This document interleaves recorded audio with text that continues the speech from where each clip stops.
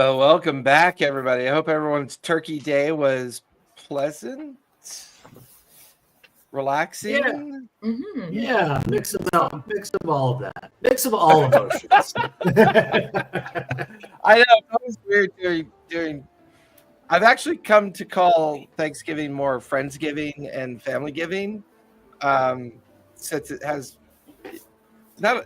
I mean, not since I was in grade school did the conversation ever like mill about what Thanksgiving was about. It feels like everyone just gets together, has a bunch of food, drinks way too much, says some inappropriate things. There's some crying and yelling and hugging, and then the day's over. So it feels like psychology 101.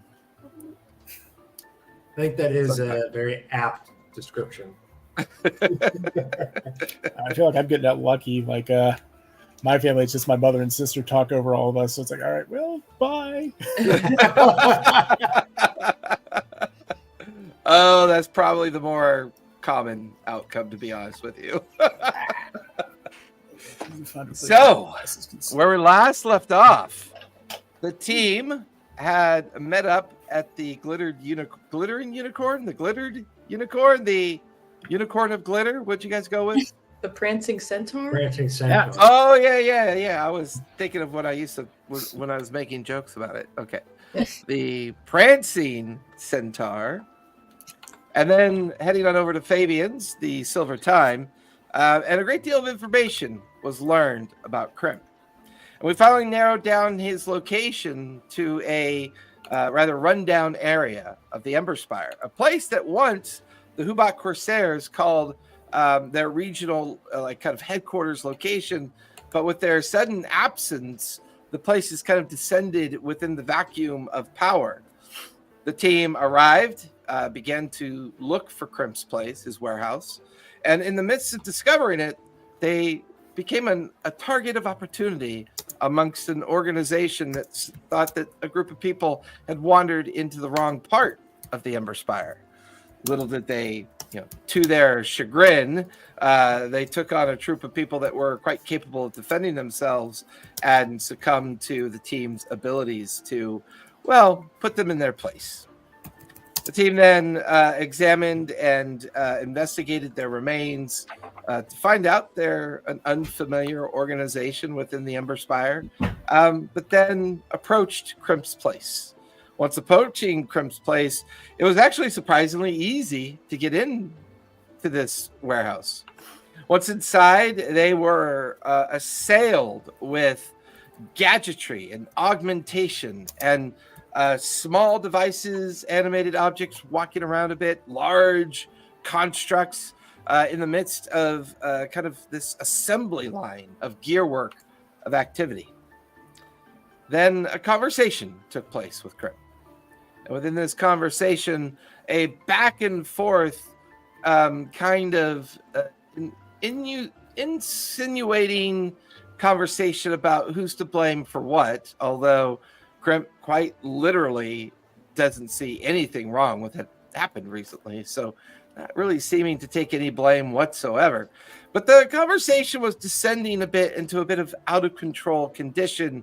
Professor Jrusar deciding to help the team make better decisions and leaving the place rather rapidly in hopes of avoiding a conflict with Crimp. The conflict never transpired. There was no pursuit. The team find themselves now amongst the bordered edge of the late night section of the Ember Spire, making their way back towards the gondola to take them back over to the Lantern Spire and eventually back over to the prancing centaur. It's late at night. You guys are gathered together, walking towards the gondolas. What would you like to do? My bottle attacked me.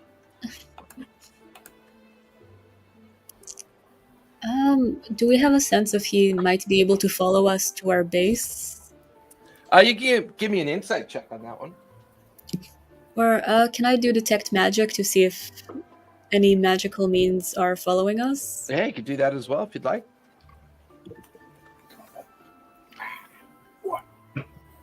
Charles? Okay, I just require 10 minutes. So we'll say See what- on the way, like walking on your way, you're kind of just going through that quick 10-minute ritual, which we could say was happening at the moment that you left Crimp's place. Within the 30-foot bubble of energy around you, no immediate sign of anything following or any kind of sense that anything of magic is pursuing you.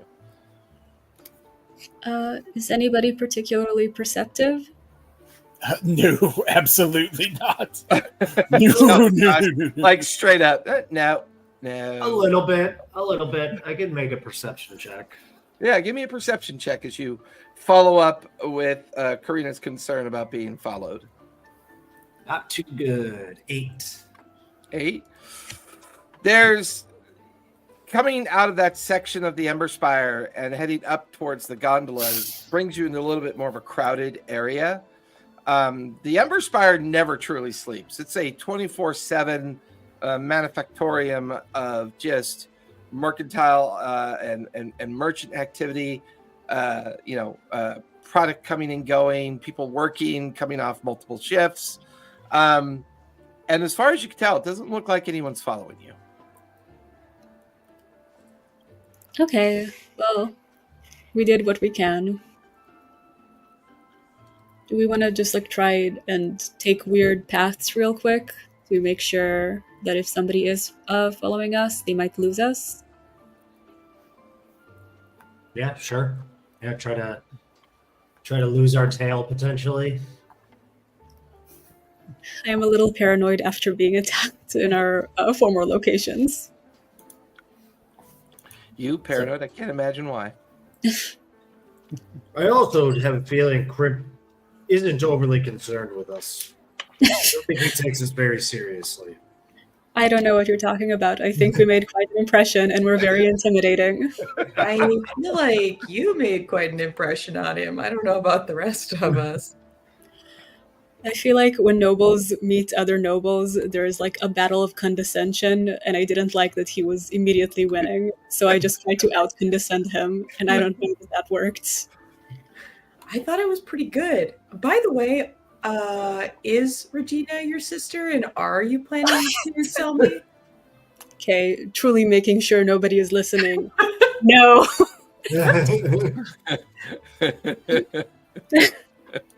So what I mean, it seems sort of horrifying what he's doing, but it's like, what is the point of all of it? He just seems to have tons of money and just obsessed with getting more. What's the point? Go out, party, enjoy yourself a little bit. He is a very depressing person. Yeah, not passionless, but sort of pointless what he's doing. I have a theory. A person like him is the reason Jrusar is in such trouble. That men like this' deeds are apparently rewarded. What was your theory, though? I apologize, Karina. Oh no, this actually kind of brings us to a point that I would like to suggest. You are kind of a moral character, right, Eritrea? Did I read that correctly about you? You're very astute indeed. I have a sense for those things. Would you say that the morally correct thing to do with a man who claims to have mastered immortality only at the expense of everybody else, maybe to take away that immortality? Yes, a man like that, especially with... I view him as very dangerous with the replications he has of himself and what his motivations are and how he'll just give to whoever it is as long as it balances his checkbook. I would like to find a way to weaken his influence and take away that power. Interesting. I have a theory that there is somebody I might be able to reach out to and make some kind of possible trade-off that could potentially benefit all of us. I don't want to say anything until I really have that cemented. But if we're all in the mind that this guy can go kick rocks with open-toed shoes, if we're all in the mind that we hate him, then maybe we can organize a little bit to antagonize him in a way that is morally cohesive with all of our views.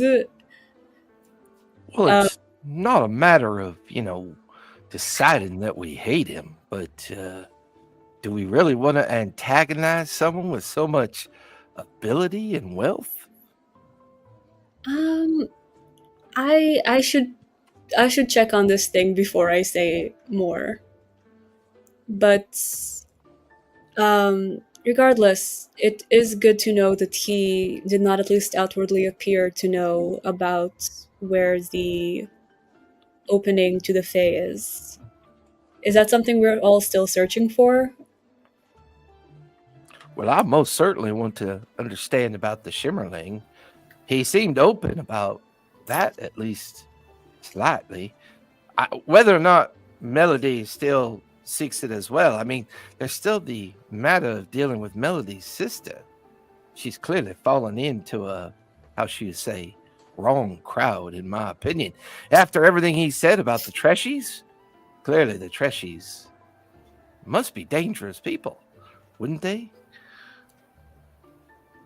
It seems so. He also said, sorry, I can't remember, was it the Ivory Syndicate or the Hubatt Corsairs that took over House of Loomis? It was the Ivory Syndicate that had taken over House Loomis. He also mentioned that the Ivory Syndicate has taken over House Loomis, which means that Regina might be aligned with them. I don't know, in his own way. Oh, sorry.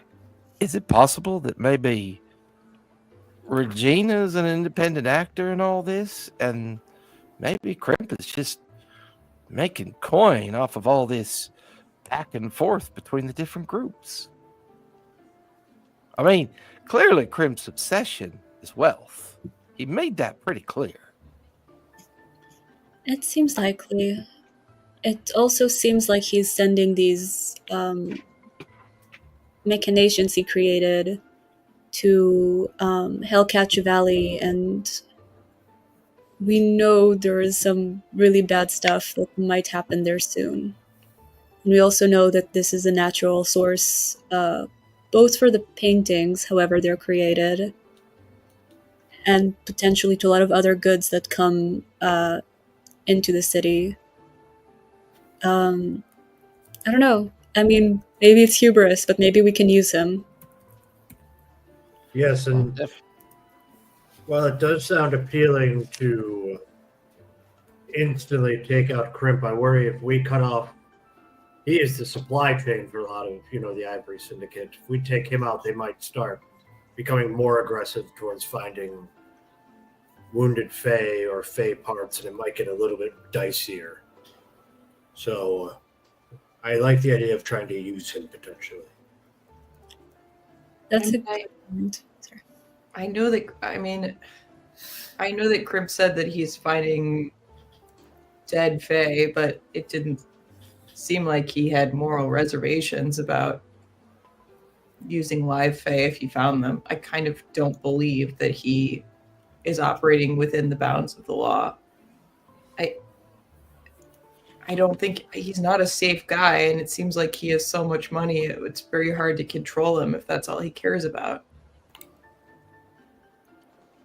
I don't believe that he's as immortal as he thinks he is. But I have certain biases around that. Maybe we should call it a night and figure out how to proceed tomorrow. I would like to understand what is, like, I guess if we do have an end goal, how do we accomplish it? I guess I don't know. I guess sorry, I'm so tired.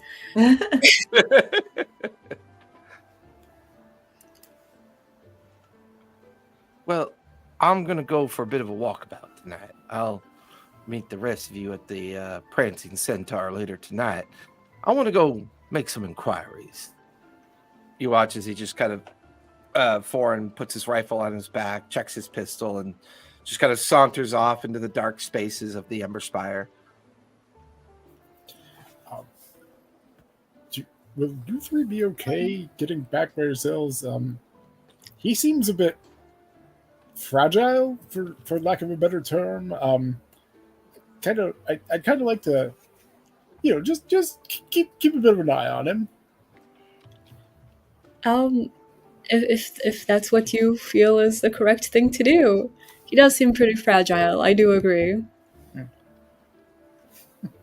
Yes, but if you keep too close of an eye on him and he notices, he might explode. I like the intention behind it, but I think he's a man that wants to wander his own path.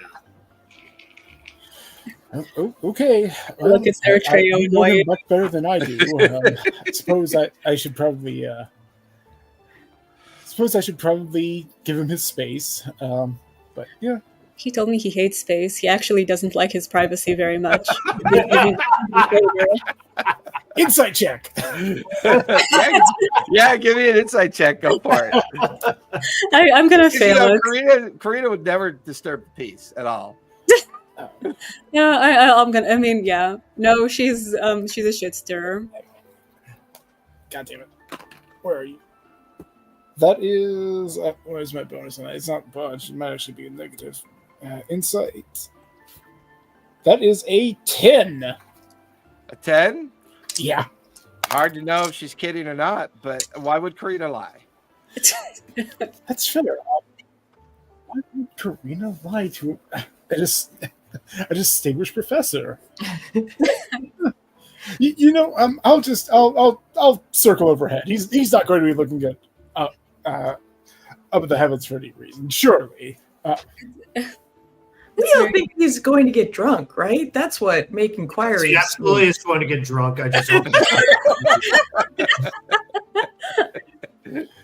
Well, I'll tell you what. I will. I'll just circle around. If I see him go into a tavern or a bar, and I don't immediately hear sounds of gunfire, I'll turn back and join you at the Centaur. How's that? I will say, if you see him going to the Weary Way Tavern, try to direct him elsewhere.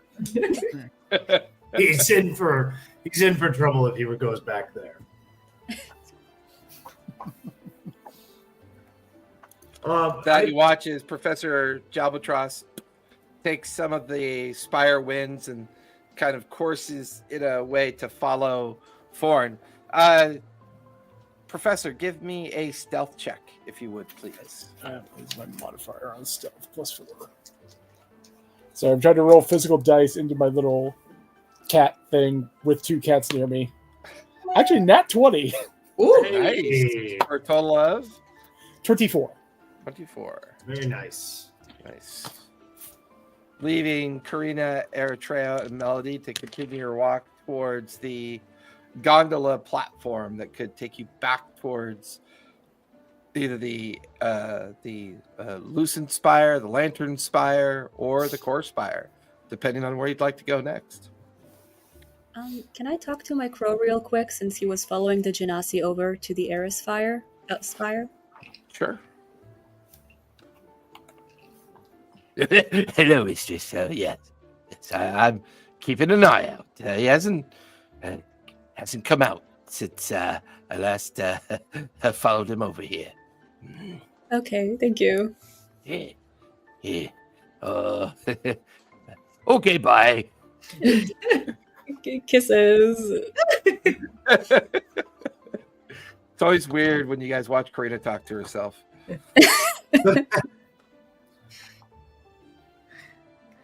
well, it's pretty late at night, right? Or is it just like early? It's like that 10 o'clock hour, that like 10, 11 o'clock Okay. hour. The streets are not nearly as busy as they are during the day, but they're busy. The gondolas run 24/7, depending on which spire that you're going towards. The only sections of gondolas that tend not to run late into the night are the ones that go up to the Airy Spire or go up to the administrative section of the Chandei Quorum, Mhm. or the more noble housing that sits right below the Chandei Quorum. So there are certain areas that shut down as it gets late at night, but for the most part, Jrusar is a 24/7 city. Okay. I think Melody's priority would be to go back to the Prancing Centaur and kind of do like the equivalent of stress cleaning, like stress beautifying the shop. I love it. So true. Yeah, I would like to go back to the Prancing Centaur and just kind of get, have a place to lay my head where I can feel a little bit comfortable and safe. I'll also go to the Prancing Centaur. Okay. You guys reach the gondola, deposit the 5 silver for the journey back over towards the Lantern Spire and the Core Spire, walking the ramps down towards the Faded Bridge Walk. And it's interesting having a place of your own. You've never really gone back to Ember Brew's place because it still lies in ruins from whatever happened there. But this is your place. Your neighbors, the neighboring shops are all, for the most part, closed down. Arriving on the Fate Walk Bridge, there's only those late night stalls that are open or out, little mini food stalls or drink stalls, or stalls that are selling kind of those typical late night activity things that they sell. There's a stall of fireworks being sold to different people. There's another stall with different kind of baked goods and drinks and stuff. And there's a bit of a party atmosphere in this stretch of the Fate Walk Bridge. It's kind of the equivalent of like a very kind of like a downtown section of an area where a handful of people come to either drink or eat or just spend late hours doing whatever they might do. But the 3 of you arrive at the Prancing Centaur and go inside up to the different rooms and available verandas. Professor Jabaltros, give me a perception check, if you would, please. Oh, this is going to end amazingly. Like, I think 9 perception. All right. Oh. All right, kids. What are you? 13? I believe that's a 12, but let me double check because I think we got a -1. Oh, you mean you have a 9 wisdom? Yeah, my wisdom is. So you're like one of those dysfunctional professors? My wisdom is incredibly low. Yeah. My intelligence is incredibly high. Yeah. You might be a bit of a savant. Yeah. I am playing the anti-spot is what I'm doing. Oh, So that's a technically 12. you're flying, so you have Yeah, I'm flying. Yes. I'm sorry? You have advantage because you have height. Okay, let me roll another dice. Actually, that's better. That's a 17. Okay. You eventually pick up Thorn's trail. He is in kind of the more darker alleyway sections of the upper portions of the Ember Spire. And you find him retracing his steps through the burnt out remains of the section of the Ember Spire that suffered from the fire. He seems to just be kind of quietly moving through the debris pile and kind of admiring or looking astonishedly at the damage that took place. You know a little bit about the fire, but not much more than that. Watching Thorn down amongst these debris piles, he almost looks contemplative, like he's soul searching a bit. All right. Can I find a fairly sturdy piece of like roof beam, just hopefully with him in view, and just kind of perch on it and You watch him? definitely Assassin's Creed it. Like you go over to this slightly steepled area of a series of buildings built out the side of the Ember Spire, and you kind of settle on that. There's enough shadow and light kind of cascading across you as you're looking down at him. You watch as he pulls something out of his pack and takes a drink from it and starts to look around a bit as if lost in thought, as if contemplating what to do next. The three of you back at the Prancing Centaur. What would you like to do with the rest of your evening? I'm gonna go to bed early. Okay. So, Corinne, you head up to your bed. Well, actually, I have a few things I need to do in my room before I go to sleep. Gotcha. So, heading up to your room. Your stark, non-furnished, bedroll only on the ground room. Yes. I do need to work on that a little. The downstairs of the Prancing Centaur, however, is filled with some crates of stuff from your next door neighbor. And you're also expecting a pretty sizable delivery over the course of the next day or so from the different suppliers from the Airy Spire. I'll get on that soon. So you head up to your room. Melody, Air Trio, what are you two doing with the rest of your evening? Melody is unpacking those little bowls from our next door neighbor and trying to display them in the most beautiful way possible. She's got some like green and purple paint, and she's painting the shelves, painting little flower designs, like dusting things. She's just trying to make everything as pretty as possible. Air Trio, what are you doing with the rest of your evening? As Melody's kind of cleaning, and I stress cleaning and stress painting, I'm just kind of like leaning in the same room she's in, just continually trying to talk to her because I'm so distressed from meeting this group guy. I'm trying to constantly work through this. So Melody, if I'm not mistaken, it was a stressful kind of encounter. It was he had dealings in Will you hold his spot for a second? Yes, of course. And I'm just kind of holding it awkwardly, standing next to her. He has workings with Hellcatch. Is that where we're kind of getting the impression where he's getting a lot of these parts from? I feel like if we find the source of where he's getting these Fey parts from, this may help us a lot. Yeah, I feel like we keep hearing about the Hellcatch, but also like, didn't Fabian say that he was just finding body parts on the streets? I don't really know. I mean, this Hellcatch thing seems like kind of a funnel, but no one's being super clear. I think we need to maybe focus on where these parts are coming from, and that'll lead us on our next. That'll get us more details and potentially help strangle Crimp's empire a little bit, or at least find some sort of more information about the Fae. If people are continuing to get parts, I'm sure this is concerning to you. Yeah, I guess. I mean, it's like pretty gross that like box of horns was like pretty upsetting. But also like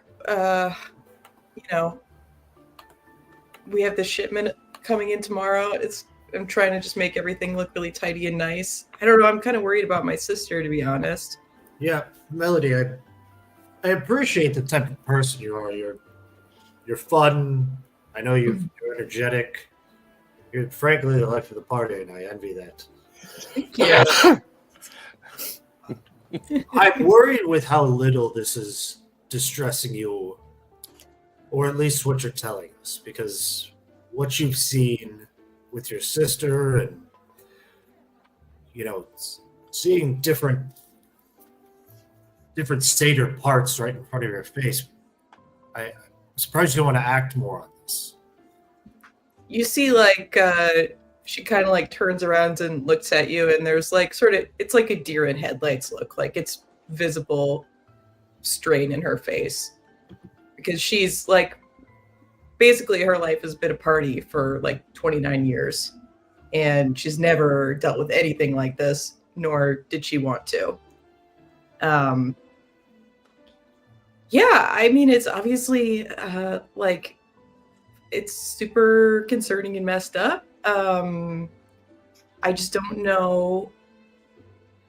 I don't want it to happen, but I don't know what to do with. I don't know what to do about it. I came here because I was worried about my sister. That guy has like 10 clones of himself and like 1 million robots. What do you think your greatest skill is? I think like I'm really fun and cute and I'm super nice. None of You which are are- skills. You are quite adorable, I will say.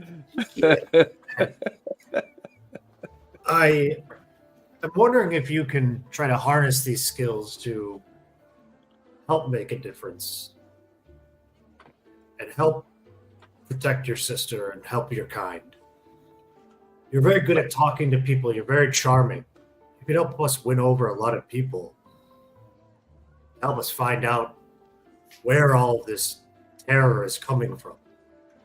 And then like what would happen after that? Like what are we trying to do? Would we like reopen the Fae, or like is it just like what's the goal?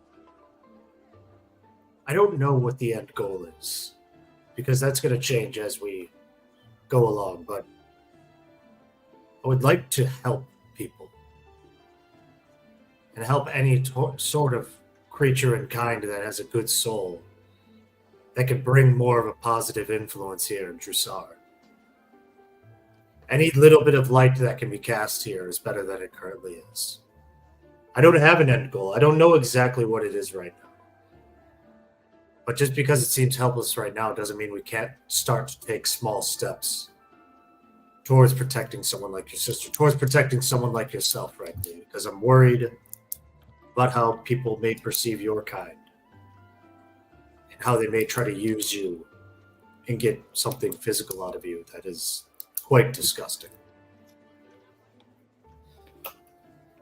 I want to make things better too. I want to make people happy.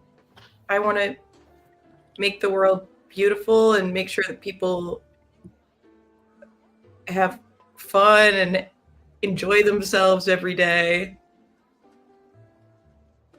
And maybe this is part of the way to do it, to make sure that everyone is safe and that they can enjoy their lives rather than being fearful. Do you think? I think so, yes. Are you having fun? This conversation with you has been so enjoyable. You're so fun, and Not right now, sorry. I'm saying in general. I understand I can be a bit morose and no. I mean, I think you're totally, like. I put up a hand just in the just kind of needed, like, I understand you don't have to bullshit me.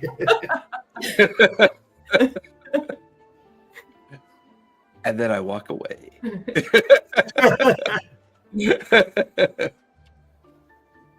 Melody, it seems like you want to go on the right path with me, and if I'm glad we have someone like Foreign who may be conflicted, but I think his heart's in the right place, and he's a very smart man. Jury's still out on Karina, I think.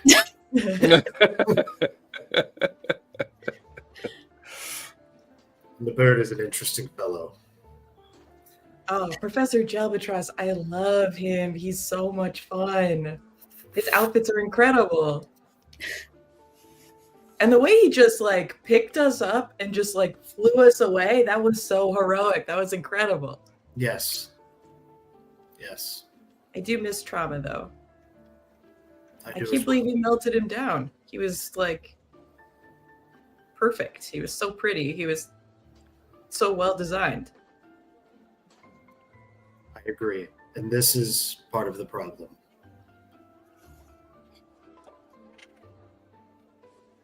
Will you help us take a serious look into finding some answers to potentially find more information about the Fae? Yes, I'll help you. Thank you. You do the serious investigating, and I will bring the charm. Yes. Well, Melody, I appreciate your time, and I'm glad I got to speak to you a little bit more. And Know that you truly are the good person I believe you are. Thank you. I thought this was a great conversation too. And we do have more to do tonight on this room. So if you could actually pick up this box, take it over there, and then Of course, those need to be stacked. So, Karina, up in your room, you begin to learn just how not soundproof this whole structure is. So, like, you can hear their entire inane conversation down below. It's high school all over again. It's just high school all over again. But, you know, you're kind of up in your room at this point. What would you like to do before you settle into your long rest? First I'd like to take out the shards of the painting. Okay. If I have a little bit of time, I'd like to do another try on the detect magic on it. Okay. Which will they cast detect magic? Text. Oh, sorry, identify. Sorry, identify. Identify. Okay. 11 You already know the painting was magical, so its remnants still have some magic associated with them. Yeah, identify would hopefully you learn properties and how to use them, whether it requires attunement and how many charges it has. If any, you learn any ongoing spells that are affecting the item and what they are. If the item was created by a spell, you learn the spell's name. If you instead touch a... so it's not a creature, so that would be irrelevant. But yeah, just an attempt to see if I can learn more about it. You actually learn a couple interesting things about it this time. The painting isn't really the focus of the magic. You pick up on the fact that the paint is magical. And the paint was enchanted through evocation spells that allowed it to have a magical effect once it was completed and combined.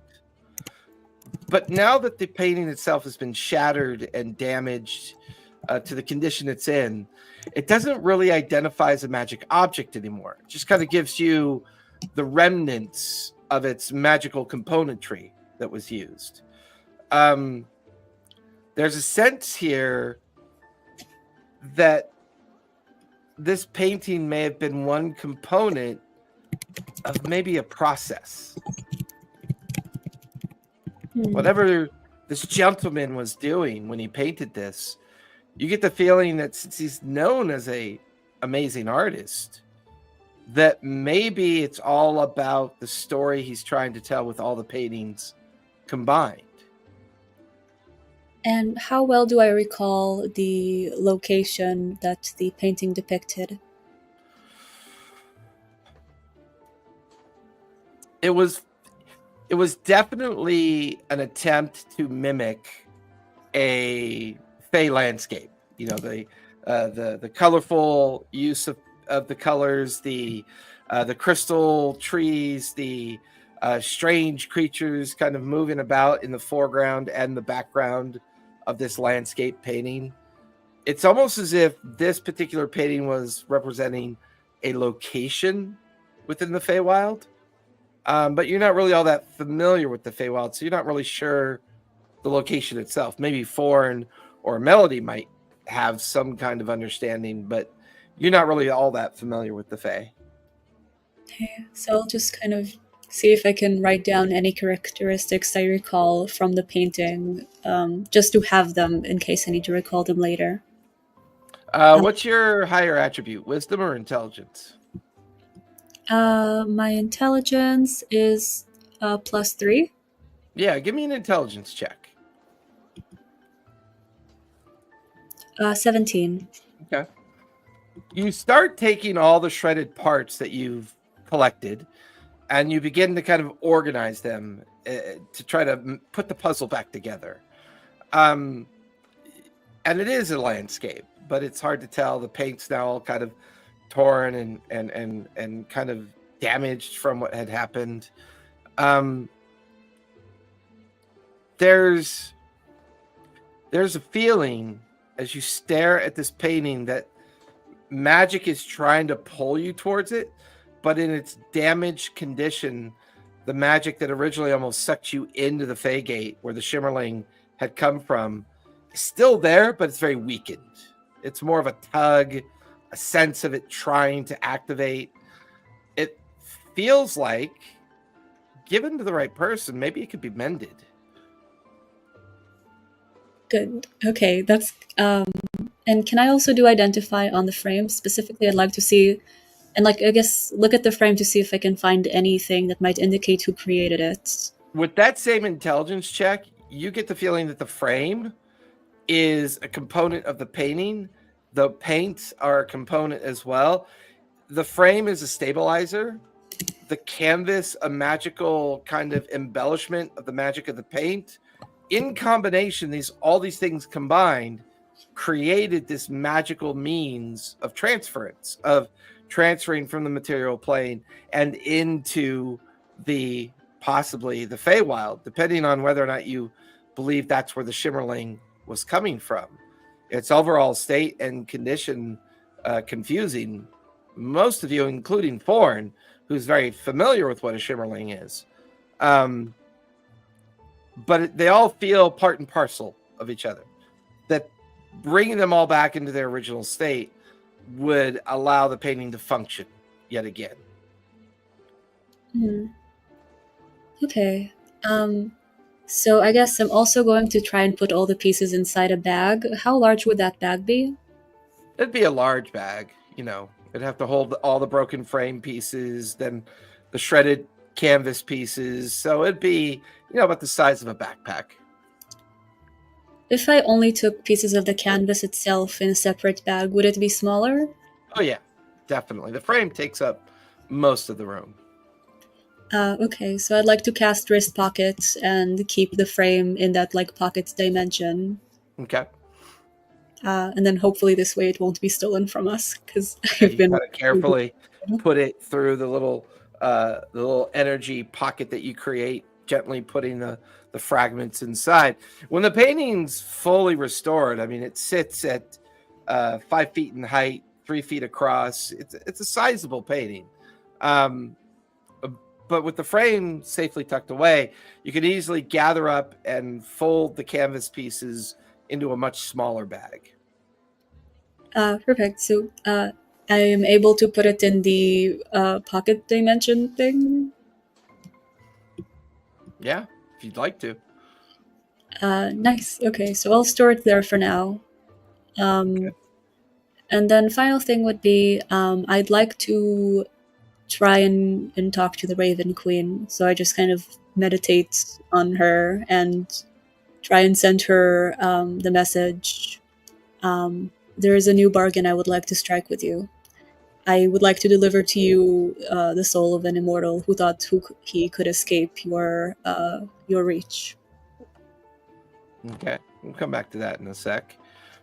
Professor, from your vantage point, after a while, Thorn either gives up on his search or decides that the time he's spending here has come to its end. You eventually watch him walk over to one of the gondola stations. He boards it, and you begin to watch the gondola go up towards the Lantern Spire. Kind of fly down and try to... the gondolas, are they closed-topped or are they kind of open at the... No, they're closed-top. Okay. Kind of fly down and just see if I can land on top of the gondola softly enough that the people inside wouldn't notice. There's only a handful of people in there. Yeah, give me a stealth check as you try to pull this off.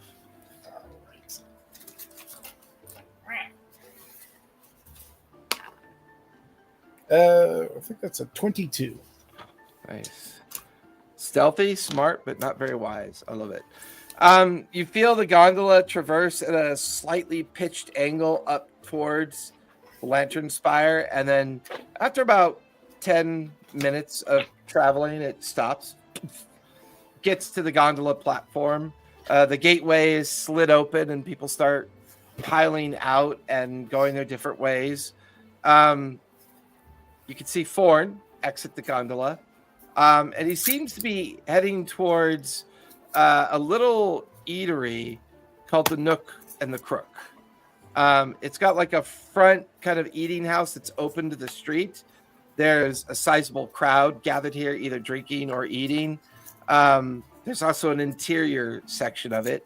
You watch as he just kind of sits up on a stool, orders what looks to be a bowl of noodles and a tankard of ale, and he's now just eating and drinking and kind of just lost to the space that he's in. He hasn't noticed you yet. All right. Is there a building kind of? Sorry, I'm trying to plug my laptop in around my cat.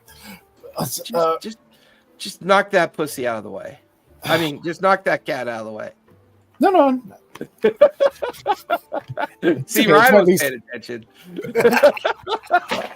It's okay. It's my least favorite child. Alexa, huh? What? Is Storyteller being an idiot? Yeah, okay. Yeah, whatever. So By the way, that's what my wife always says to me when the cats get in the way. She's always doing that to me. And it just makes me just turn purple. Is there a building that kind of faces the stalls that he's eating at that I can kind of perch on top of? Small 2-story structures that make up either kind of nice living areas or other closed shops nearby. So there are some places. Okay, so I just like to perch up there and just keep an eye on him. Yeah, give me a fresh stealth check as you do that. Oh, shut up. Yeah. Okay, I don't know what that was. I'll look at my phone later. Oh, that's not good. That is a 10. A 10. As you perch up across the wave, maybe about 30 feet up, looking down on where Foreign is eating, you watch as he leans away from the counter and he looks up at you. Would you like to join me for something to eat and drink? Promise, I'm going to stay out of trouble. And he kind of leans back over the bar and goes back to eating. It's weird. He like uses these thin sticks to pick up noodles, and then he puts the noodles in his mouth and he slurps them. My God, he's gone full Blade Runner. Roll for Blade Runner. Just kind of Professor Jawatras just kind of sheepishly just kind of floats out. It's like, I'm sorry. Korea was worried about you, and frankly, I was too. Karina was worried about me. That doesn't make any sense. I don't know. I haven't known you all long enough to form an opinion there. But... Well, sit down, pull up something to eat and drink. I'm not going to sit here talking business with you without some food in front of us. I appreciate the offer. I don't know that that's really going to work with my beak. That's not really how this works, but I appreciate the offer. We'll see if I can make do. Wait. Are you telling me you can only eat bird food? No, what I'm saying, like, my facial structure would make it difficult for me to deposit like noodles in there. It's the same way I can't drink out of a tankard because I have a beak. Oh well, do you eat worms? Just pretend the noodle's a big old worm. No, I'm a seabird Aarakocra. I'm perfectly capable of consuming other foods. What I'm saying is that this establishment probably doesn't cater to a lot of Aarakocra or Kinku, so I don't know that they have utensils or serving dishes. Well, you could just pick up the bowl and just dump it down your pie hole. I appreciate that you are... Listen. I lost my bantering but... friend the other day, so you're just going to have to make do with me. You see, what you do is you yell at me and call me foul names, and then I yell at you and call you foul names, and then we develop a relationship around, being difficult with each other. I really need you to fill that void. I'll see what I can do. See, I can already tell this isn't working. You're thinking too much. See, Trauma was an idiot, but he was a classic idiot. He would have ready-to-go responses and one-liners for me. Like, he called me redneck or farm boy or, just because I have a particular drawl in my voice. He, look at me. I'm blue-skinned. I hand out parts of my hair, which... Now that I've thought about it for some days within the context of this place, it's pretty fucking gross. I get that. I mean, technically, I could hand you a toenail. You could put it in your pocket and I could keep track. Listen, you know what? Professor, since you were so interested in following me here, you watch as he reaches up and he clips off a chunk of his hair, kind of mutters a magical incantation, and here, keep that in your pocket. That way, if anything ever happens to you, I can find you. I appreciate it. You just see him kind of tuck it in behind his pocket square in his sweater vest. Sweater vest. Yeah, we got to talk about your fashion choices, Professor. Hey, are you do you teach here? Is that what you do? I mean, not here. I teach at a university in Elysium, but I'm somewhat trapped here for the moment. I want to talk to you about that. What do you mean trapped? What's that mean? Well, we're at a dig site about I don't know how many days travel it is. I don't walk places. That's horribly inefficient. You all really should do something about that. But well, I tried. The planar gate collapsed after I managed to shepherd my students back through it, and then it didn't work for me. Wait. Are you telling me you're from another plane of existence? Well, it's a plane. It's the Elysian spire. I come from the. Sorry, from. God, I don't have my history though. Why would you do this? Well, that's all right. I understand you come from a place. Yes, but you're not from Exandria then, right? You're from somewhere else? I mean, I'm from the elemental plane of air, but I teach in the Elysian spire. I keep on to say spire, which is not correct. But so you were traveling somewhere, shepherding your students back towards the planar gate, back to your home plane, and it didn't work for you specifically? Is that what you're specifically saying? It didn't work for me. Yes. Forgive me. I misspoke. I teach at the University of Aronia in the Elysian plane, and I don't know quite what happened. I was just there last week. That's incredible. See, and now you banter back and say, "How could you? You're an idiot. They wouldn't let you in."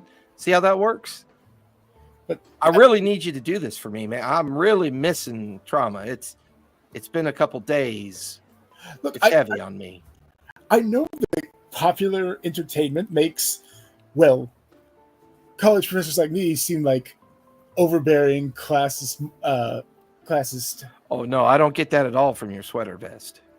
Oh, I appreciate that. I mean, it's a classic fashion. There's this that's sarcasm. Now you're supposed to say something about my hat or my jacket or the fact that I solve all my problems with a rifle. Typical. I mean, what do you teach, Professor? Oh, extraplanar what is it? Extraplanar archaeology and cross. Come here, you. Extraplanar studies and cross-disciplinary archaeology. Sorry. Say that one more time. Extraplanar studies and cross-disciplinary archaeology. Fascinating. What are you looking for? At this point, we were invited to help excavate a set of known ruins outside the city by the local inhabitants. I don't know if they were in the Oderland in Jrusar. In Jrusar again. They're only. I mean, you're aware if you go down in the jungle, things try to eat you, right? You know that. Yes. Not in Jrusar. I apologize. It's several days. It's about 3 days flight outside of Jrusar. It is on this. It's in this realm, but still the same jungle there. Teach. I'm just saying, if you're looking to go excavate some ruins and stuff, me and the others, we can help you do that. If that's something you still need to get done. Well, I don't want to be going down there by yourself. That's kind of dangerous. This was. I've been stranded here for over a month, young man. I appreciate your offer, but yes, we were able to get there and set up our excavations. I'm not entirely certain what happened, but something didn't really like our intrusion. It decided to crush the planar gate that we had set up there, and now I'm stuck, and I don't think it's just the planar gate. I made it to Jrusar. I tried one of the ones on I believe it's the Lantern Spire has one in one of the levels there, but didn't work. I paid my 8 silver. I walked through and nothing. I think the attendant thought I was having a bit of a laugh, and yeah, I don't know why I'm stuck here, but I appear to be stuck here. Well, as long as you're stuck here, you can hang out with us, Professor. Oh, that's such a kind offer. Thank you, young man. How old are you, Professor? 42. I think I might be around 165. I don't know, but thank you for. It's not so much physical age, but I mean that's it's what the mileage, right? It's all about the mileage. Forgive me. You are a at least part elf. I'm guessing 165. You're still. I'm mostly elf. With okay. So you're essentially like 12 for a human, right? Like that's how you age. It's hard to put it in context for me. I'm an Aarakocra. I'm pretty sure I went through puberty, so I'm good. I'm a little bit older than a comparable 12-year-old human child, but I get your point. I understand. It's hard being a seagull and trying to figure out what else is going on around you. Oh Christ! It's my first day with my husband all over again. I understand no offense was meant. I'm an albatross. Those are quite different birds, very different. But yes, it's you got feathers, you got wings, you got a beak. You're a bird. Yes. Do you and your buddies like ever get together around like a bowl full of crab and like say the word "mine" over and over again? No. Albatrosses tend to be solitary. You're thinking of seagulls. Those are imagine me, but roughly half the size, and God, I don't want to mischaracterize them. I've had some quite exceptional girl students actually, but just much more talkative but less verbose. So me, but smaller, and yes. Do you understand? Sure, why not? I think it's easier for me if I just say yes. Look, Professor, where are you staying tonight? I was hoping that I might be able to beg a room at that shop you've opened. I don't need much space. Honestly, just absolutely. You could take Trauma's room. Not much in there. He throws 2 gold on the counter and leans over. Thanks, Hal. Good as always. Come on, Professor. Let's get back to the Prancing Centaur. We can take up this conversation tomorrow. Can I at least fly you back and save you on gondola fare? Well, we're already on the Lantern Spire. We just got to walk down to the bridge walk. It'll be fine. Stretch your legs. God. Giancarlo always tells me not to skip leg day. Keep telling him it's one thing. He's a flamingo. Leg day's important. You don't understand. I again, you see my just insane. It's different. He's a flamingo. He has a reason to do leg day. I don't. Yeah, I don't think people believe Aarakocrans are exactly what they are, but you definitely bring a kind of different spin to the concept. I'll tell you what there, Professor. Yeah, but... Well, anyways, let's get out of here. And the two start kind of like walking down the rampways and in the direction of the Fated Walk Bridge. Eventually, Eritrea and Melody, the door opens, and Professor Javeltros and Forn come in. Forn's like, "Oh, y'all still up, huh? Oh, look at this. Unpack. What do you think? It's, are we only going to be selling bowls then? Is that what the plan is? The other stuff is still coming. Everything's coming in tomorrow, probably. Well, probably is a good managerial process. Good to know. Hey, I'm going to let Professor take a Traumaton's room for tonight. He's got no place to crash, so figured he could crash here. Good. Welcome in open arms. So you all been talking about that little to-do we just had with Crimp? A little bit, yes. I was thinking I could just wait up on top of a building, and as each one of them crimps come out, I can just take a shot. Yeah, who knows how many of them he has. I like the thought process, but I don't know how effective it'll necessarily be. I think we need to find the source of where he's getting these parts from. Yeah. We're all still operating under the assumption that the crimps that we were talking to are the actual crimps. I mean, are we really sure that we were even speaking? I guess there was a friend of mine that used to do a lot of shopping in Amman at Gilmore's Glorious Goods. And they had a friend, a furbog friend. He practiced the art of simulacrum. There were 3 of them, but he always referred to himself as Prime, like, which I think that means they were the original furbog entity. I didn't really get that feeling that there were any primes there. Like, I felt like these were copies of a copy of a copy that were simply just working his workshop and doing what they were tasked to do. And I mean, are we sure that how many was? of them there are? You're I right. don't know. I don't know how that magic works. Well, It it's is just a thought. concern. Well, good night, y'all. I'm just gonna head up to my room, take Professor with me here, show him to his room. Good night. And you watch as the 2 of them go up the stairs to the 2nd floor veranda level, and then eventually you can hear them creaking up towards the 3rd floor. Karina, you hear Foreign yell through the door. Thanks for your concern, Karina. I'm fine. I'm home now. Good. Yeah, see, I told you. She loves me. Come on, Professor. I'll show you to your room. Very caring person. You hear 2 doors open. Shut.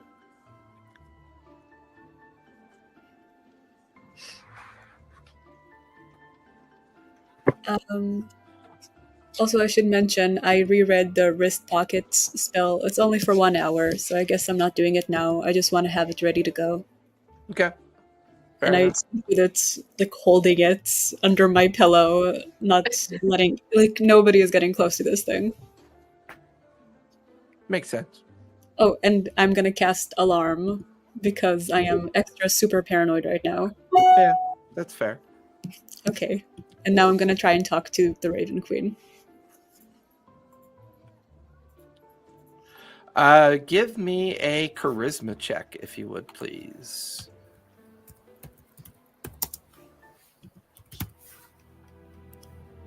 22. 22. You find yourself looking for your quiet space. You sit cross-legged on the floor next to your bedroll, and you force your mind to detach. And as it does, you're in that space in between places that you find yourself. You're not sure if it's a dream-like condition or just a meditative outcome of how well you can focus your thoughts on nothing more than what you want to do.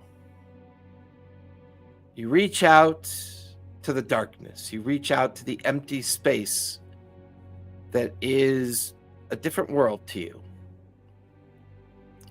You suddenly find yourself in a space surrounded by floating raven feathers that kind of course around you. The white mask unnervingly kind of floats into the edge of shadow. She never really speaks to you. She's more of something that you just speak to as you begin to tell her of the story of Crimp. And give her all the detail about his shop, what he is, what he specializes in, what he obsesses about.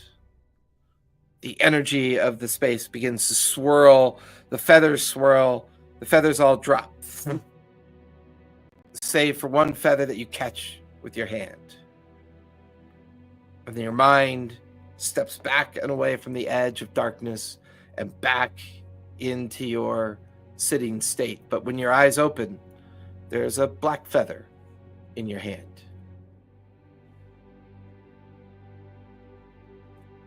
Do I have a sense of what this black feather represents? Acknowledgement. She hears you. Okay, so what I wanted to offer her, assuming that she might feel negatively towards a mortal who tries to outsmart death, is if I can act as her vessel in this world and reap that particular soul, if she would trade any amount of information about the original Corina from her vantage point in the world. And also, I would like to know if trauma is in her realm truly, or if Crypt lied to us. That level of admonishment and respect has the feel of possibly needing to travel to a temple that's dedicated to the Raven Queen, as well as seeking guidance or aid from a priest or priestess of the Raven Queen. You get the feeling that the feather and the explanation you gave her, she's acknowledging you, but not really going much further beyond that. Okay, I guess that's all I can do for now. Okay. You settle into your long rest. Eritrea or Melody, anything you want to do before settling into your long rest? No. No. Okay. Just make sure everything looks tidy before we have to open up tomorrow. Paint the sign, bowls are us.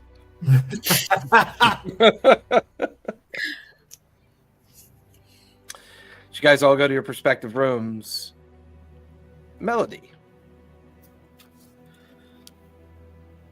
you hear something that wakes you up late at night. The city's a little bit calmer. The walkway, kind of the sound of the occasional stumbling drunk person or laughter off in the distance. And you hear a pebble being thrown up against your window. I'll get up and creep over to the window and look down. As you look down past the veranda edge and down towards the street edge in front of the shop, you see a familiar face looking up at you. Ari, Melody, can we talk, please? Just yeah. for a little bit. Can Come you let up. me in? Can I let you in? Yeah. I'll run downstairs and open the door and let her inside. You let her inside. She is covered in she's wearing lots of leathers. Her hair and her colorful kind of veneer of herself is kind of a little bit exhausted. Her eyes look tired. She doesn't look like her usual party self, but she's covered and swathed in cloaks and clothing to kind of disguise and hide herself. You can also see that she's using illusionary magic to kind of cover her horns with her hair to give her less of a look being out on the street. Are you okay? You look tired. That night at the Greymaker's auction, I'm sorry about the way I behaved. I was upset, and I shouldn't have gotten upset at you. It wasn't your fault what happened. We were foolish, we were stupid. We thought it was worth the risk, and, well, frankly, I can't go back to House Treshy. I'm afraid they may have figured out what was going on, and I don't want to leave the city yet. I still think there's work to do before I go back to the Hellcatch and go and meet with my friends again. She kind of plops down on a nearby chair and kind of buries her hands in her face. The others are gone. They've all left. They've given up. I'm the only one still here. I don't know what to do. Where did they go? Everyone left? They just ran? There's a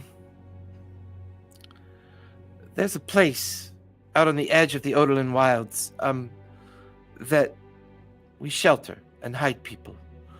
They've gone to collect them all and take them out to the preserve, the safe space that we've created for all of our Fae friends. Melody, that's hundreds of us. Hundreds. What? We So there's rumors of a place called the Sunken City. And no one goes there. They're terrified of it. It sits on the edge of a marshland in the boundary areas of the Hellcatch Valley, far enough from Bassaris, but not too far away from the nomadic traders that use the desert in that region. And we've built a home. We've built a safe place. We've built a place that people can gather and take care of themselves. And we initially infiltrated the Treshies to try to understand where they were getting these people from. And we intervened pretty well, managed to save a dozen or so from the Treshies, only to really come to find out that it's the Ivory Syndicate that's the more dangerous of the groups. They seem to have a more vested interest in our kind. I don't know why, but they do. This sanctuary that we've built out of the Sunken City, I just want you to know that what you did the other night at the Greymaker's auction, thank you. You and your friends fought so well, so hard. I didn't have the heart to see that poor Shimmerling put down the way it was. But your friend Fawn did that. I mean, you understand how hard that was for Fawn. Yeah, I know he was pretty broken up about it. I mean, his kind have been known to lay down their lives to protect such creatures. But I could tell there was something wrong with it. And I was talking to my companion and some of our friends. We don't think that Shimmerling came from the Feywild. Where do you think it came from? We're more inclined to think that painting tapped into something else. This person that makes these paintings. Do you know anything about him? Only a little. I know that he's an artist from King's, the city. King's Perter City? I know he's an artist from the Hellcatch Valley. He's in King's Fall, I believe. King's Fall. Yeah. And he's a tiefling, a bit of a sorcerer, I think is what they refer to him as. And some say a master artist. We're thinking of making our way out to the Hellcatch, get to King's Reach, and see if we can find this Bragsworth. And see if he can't let us know what he thinks happened. We think this painting, and we know there's more of them, we think these are attempts to tap into other places. I think he sold this one because, well, while the magic used to make it gives the painting a much more colorful and vibrancy, I don't think he expected it to work. There was something about that night that made it work. Either it was our poor Centaur friend that fell on it, or somebody else was there interacting with it. We weren't expecting it to do what it did.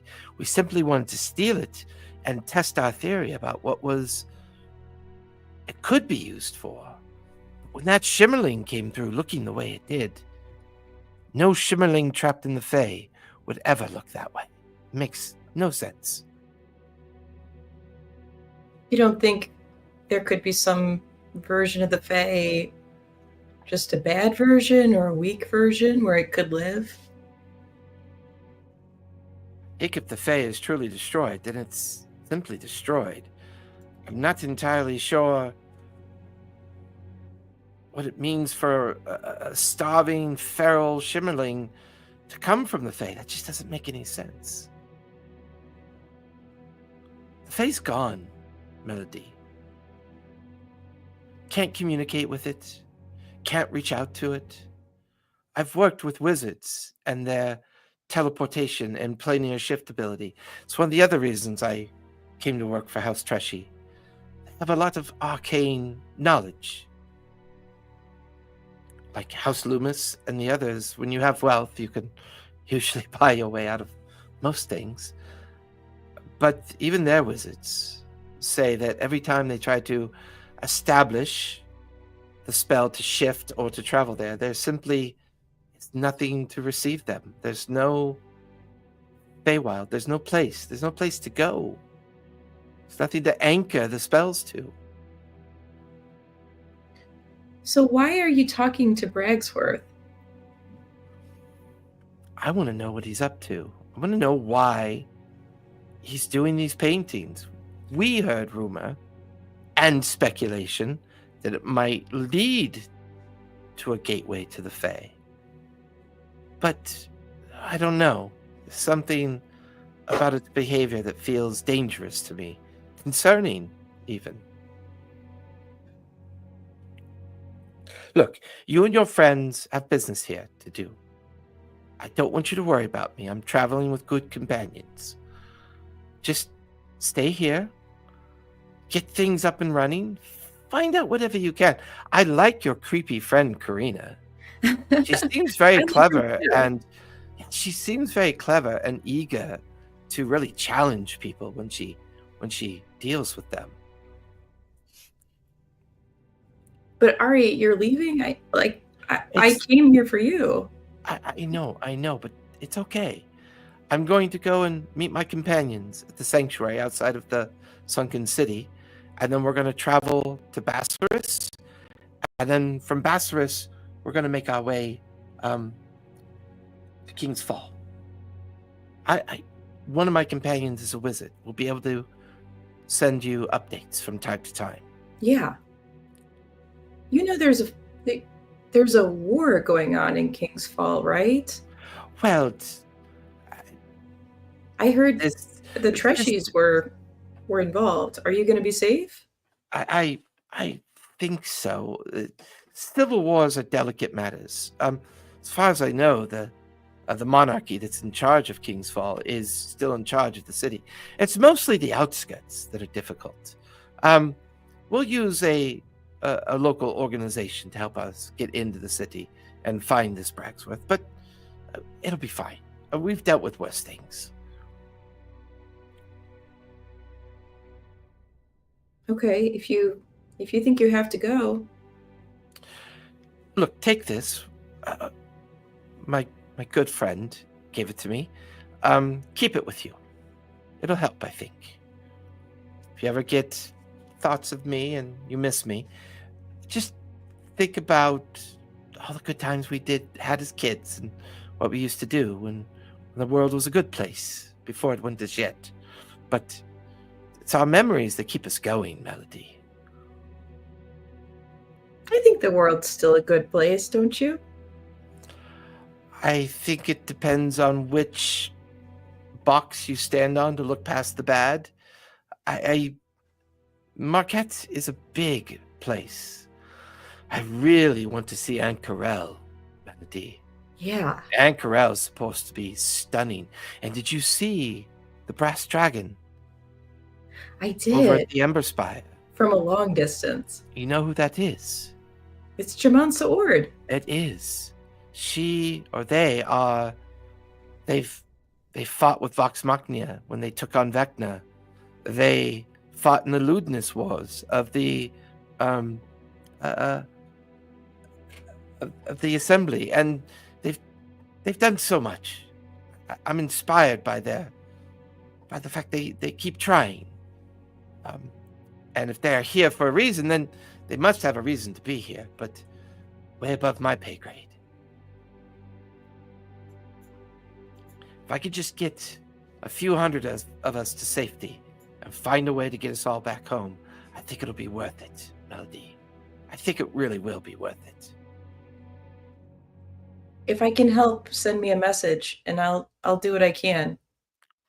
Well, there is one way you could help. What can I do? Do you happen to have any coin to spare? I do, actually. I came into a little money. I just need like 50 gold for traveling expenses. I'll give her 100 gold. Oh no, seriously, you don't really. Don't worry about it. I have so much money now. We run a shop. We're gonna be totally fine. By the way, I saw you talking to your cute friend earlier while I was waiting Which for one?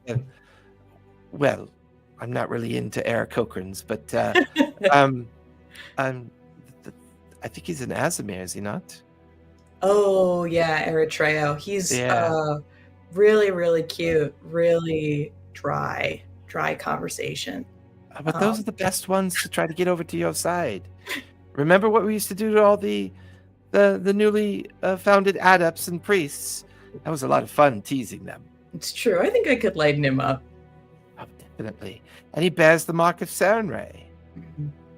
So, I mean, you could do worse. Just saying. I'll keep you updated. Well, she kind of gives you a big hug and a big kiss on the cheek. Stay safe. I'll let you know as soon as we're in Bassaris.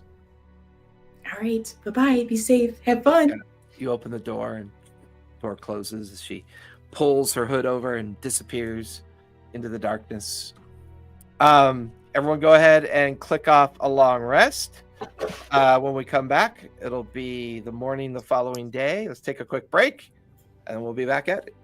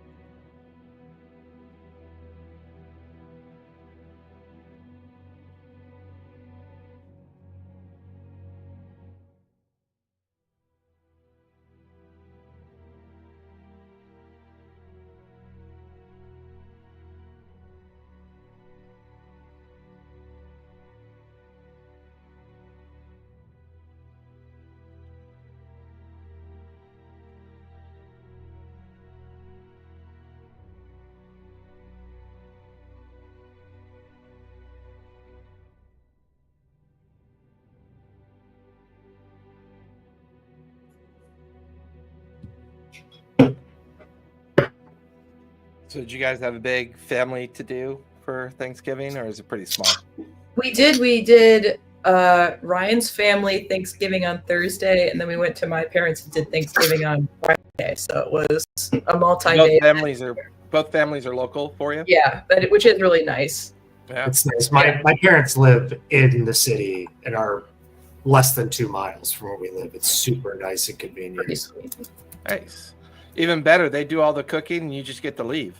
Seriously, like, is one of those things that I had no intention of watching the whole Bears game, and I don't know if you guys follow sports at all, but I was allowed to essentially be a half hour late because it got really close at the end. And it's like, well, not going to be that late. It's 15 minutes away.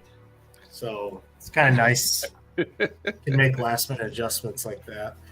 The Bears. Bears. The Bears. Yeah, good weekend With that, overall. Everyone go ahead and click off a long rest. It is the following morning. As you guys are awoken by the sound of heavy knocking on the door. Ooh. I'm already awake. I've been working out. I clopped downstairs to go to the door. There's a big, burly, orcish fellow. Got it. Doom, doom, doom, doom, doom. If I'm looking at the windows, do I see packages behind him or just an orc? Carts, wagons, Ooh, stacks okay. of boxes, furniture, everything that you guys had bought that day. It seems to be on your doorstep. I throw open the door. I'm like, welcome to the Prancing Centaur. Yeah. You Melody. Yes, I am. I got your order here. Fabulous. Great. Bring it on Hey, in. you guys, get to it. He watches some stocky, burly kind of individuals kind of pulling boxes off carts and bringing it in. And the rest of the group starts waking up and wandering downstairs or out onto the veranda. And it's just, at that point, Melody, you kind of look down the street. There's at least 24 carts extended down the street. And you're like, before long, the entire downstairs is just filled with stuff within that hour. Well, here you go. Sign here, please. Got to keep everything legit for the Chandei Quorum to get my meaning. All right, I'll sign it up. All right. Well, good luck. And turns and collects all the drovers and drivers of the different carts. You watch as they all kind of go sliding on by up the roadway to head back up to wherever their next destination might be. You guys are all kind of gathered down in the first floor, and it's a lot of crates, a lot of boxes. There's like alcohol smell. There's spice smells. There's leather and fabric smells. There's, that vibe you get when you go into a shop for the first time and they've opened up all their inventory and that's all you smell is like all the stuff that they sell. You guys, we have a lot of work today. Very exciting. Karina, can I put you on perfumes? Eritrea, you'll be on fabric. Professor Jalbatros, it looks like there's some unusual artifacts here. Could you take a look at those? Okay, yes. I think you're officially manager. I'll be moving some of the furniture upstairs. They gave us a bunch of chairs and tables and things. I think we still need to get beds and stuff, but we could use some of these shelves and chairs and tables upstairs. Make a little room down here. I'll take care of that for you. Sounds great.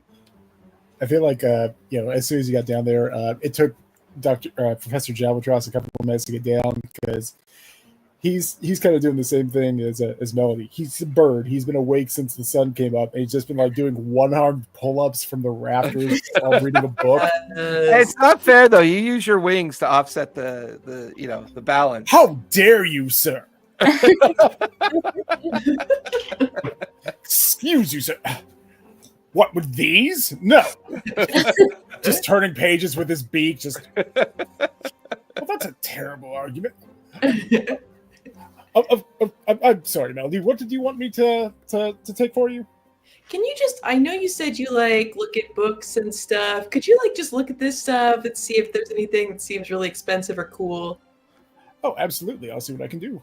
So everyone give me investigation checks because Melody kind of bought this stuff sight unseen. She just looked at the vast amount of inventory and said, okay, great price, and bought it. Don't be surprised, Karina, because you were there too. It was a nat 1 plus nat 5, so one. 6. Nice. I got an 11. I got a 9. I got a 7. Oh, brutal. Man, Where's Florin when you need him? Let me see what Florin can do here. Oh, he's upstairs moving furniture around. For the most part, it's all standard fare.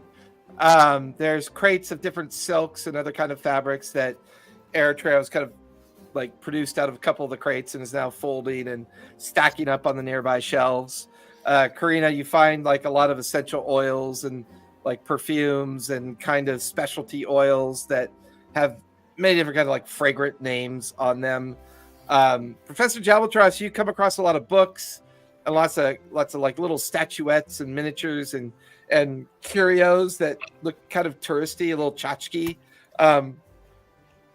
Melody, you kind of get involved in all the crates with all the different spices and stuff. There's dozens and dozens of them.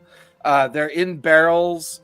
They're in these large wooden bowls that you can set up on tables. And I'll say for the next 4 hours of the morning, you guys kind of go through this routine of stocking, opening. So as a group check to persuade people to come in, you guys pick a skill of your choosing and give me a dice roll for it. And that will be the persuasion effect on people that kind of meander into your shop. I would vote either athletics or persuasion, just because those are the things I can do. Oh, I can be the sign guy, the guy doing like the sign juggling. Yes. That's super cringy, and I love it. Yes. I'm going to do perception, where I'm just trying to read the crowd to find the right person that would be interested in what we're selling. I love it. I'll do persuasion, and I'll be like this Spritz girl at the mall that like hands out the perfume samples. I love it. What are you gonna do, Melody? Yeah, I'd like if we're allowed to double up on a trade, I'd like to do persuasion as well and do otherworldly elegance. Yeah, go for it. And- Everyone give me a roll. All right.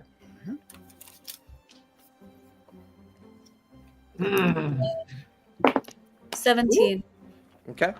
9. 18, I believe. Let me double check, but I believe it's 18. I got a 22. Thank you. All of you naturals. Airtrail, not so much.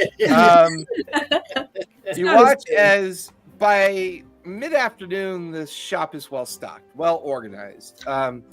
There's some extra seats, like extra overstuffed chairs that were part of the delivery. The stock room is still kind of full of other crates that still need to be sorted eventually.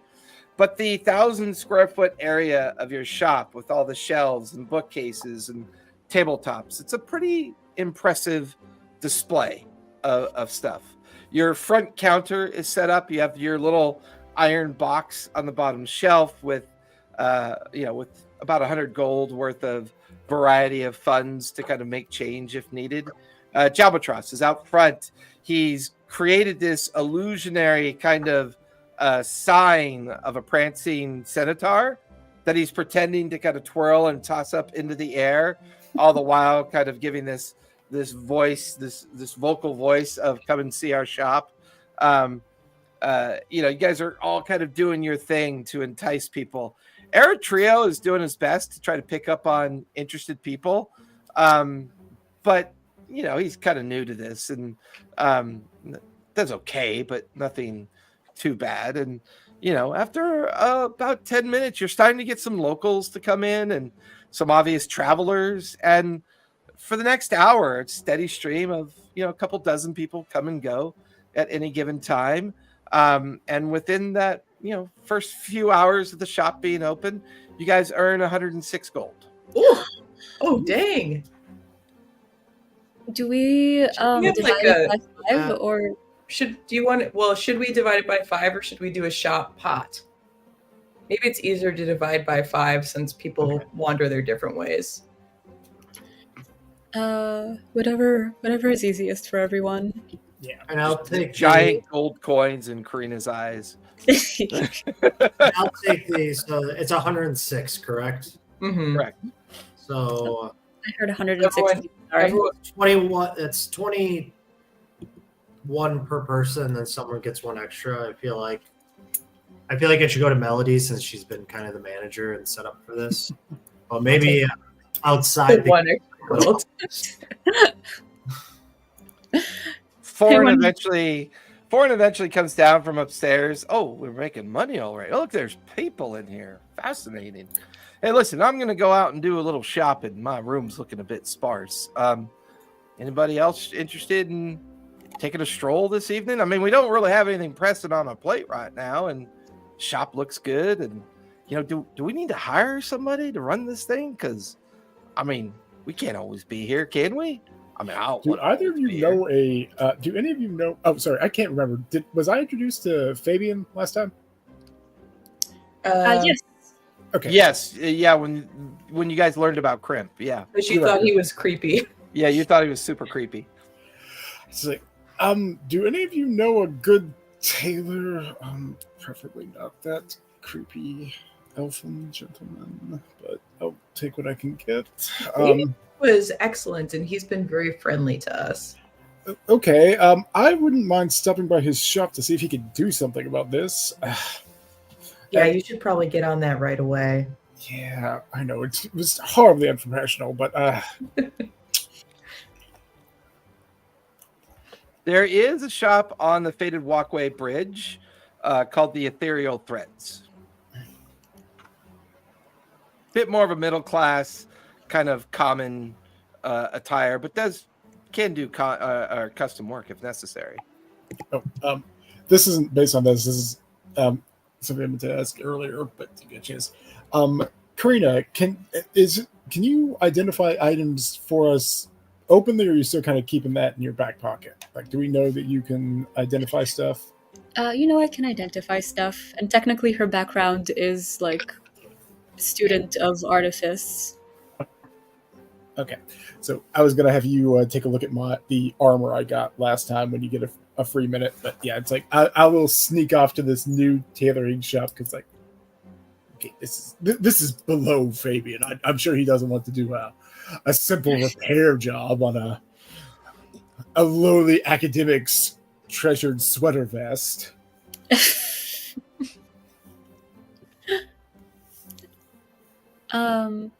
And actually, Forn, I would like to take an early lunch if you wouldn't mind covering for me for 30 minutes, and then I'll come back and we can switch and you can take your lunch. Sure, absolutely. I'll be on the counter for you. Hey, put that down unless you're buying it. I just lean over the counter to Eritrea and just be like, really, 30-minute lunches? That's barbarous. No, actually, you're right. Make it an hour and a half. Karina, 30 minutes and no more, please. This is opening. No! Melody, what happened? This is important. We're making money over here. In a moment, Melody turned into the true villain of the story. Capitalism, the true villain of every D&D. It opens up a sweatshop. I turn into Crimp like immediately. Yeah. You start getting money and you become really So true. By Christmas, it's going to be a stooge situation, a Scrooge situation. So where are you heading off to, Karina? What was the name of the bar? Forn met with a person who was looking for a changeling. That was over in the Airy Spire. The Stargazer? That was the Stargazer, yeah, run by the Goliath Brokem. I'm gonna go to the Stargazer and I'm gonna transform into Forn before entering. Ooh. Oh, you are a shit disturber. Okay, Yeah, so that's where you're heading off to. Forn's gonna cover the counter for everybody. So if you guys want to go do any kind of late afternoon activities, you're free to do so. Hey, Charles. Come on, bud. I think Melody is feeling like emboldened by her conversations with Eritreo and with her sister last night, and she wants to march over to the Temple of Suni, suggest that they start a beautification campaign on the Ember Spire. Okay. So heading over to the Temple of Suni. Eritreo, anything you want to do with your afternoon? Or Professor yes. Jabatross? I'm going to. I want to head I was over. wondering to go to that tailor Dawn shop that you Father. mentioned. The ethereal threads? Okay. Yes. I can't remember. Is the Dawnfather Temple on the same spire? The Dawn Father Temple, I believe, is on.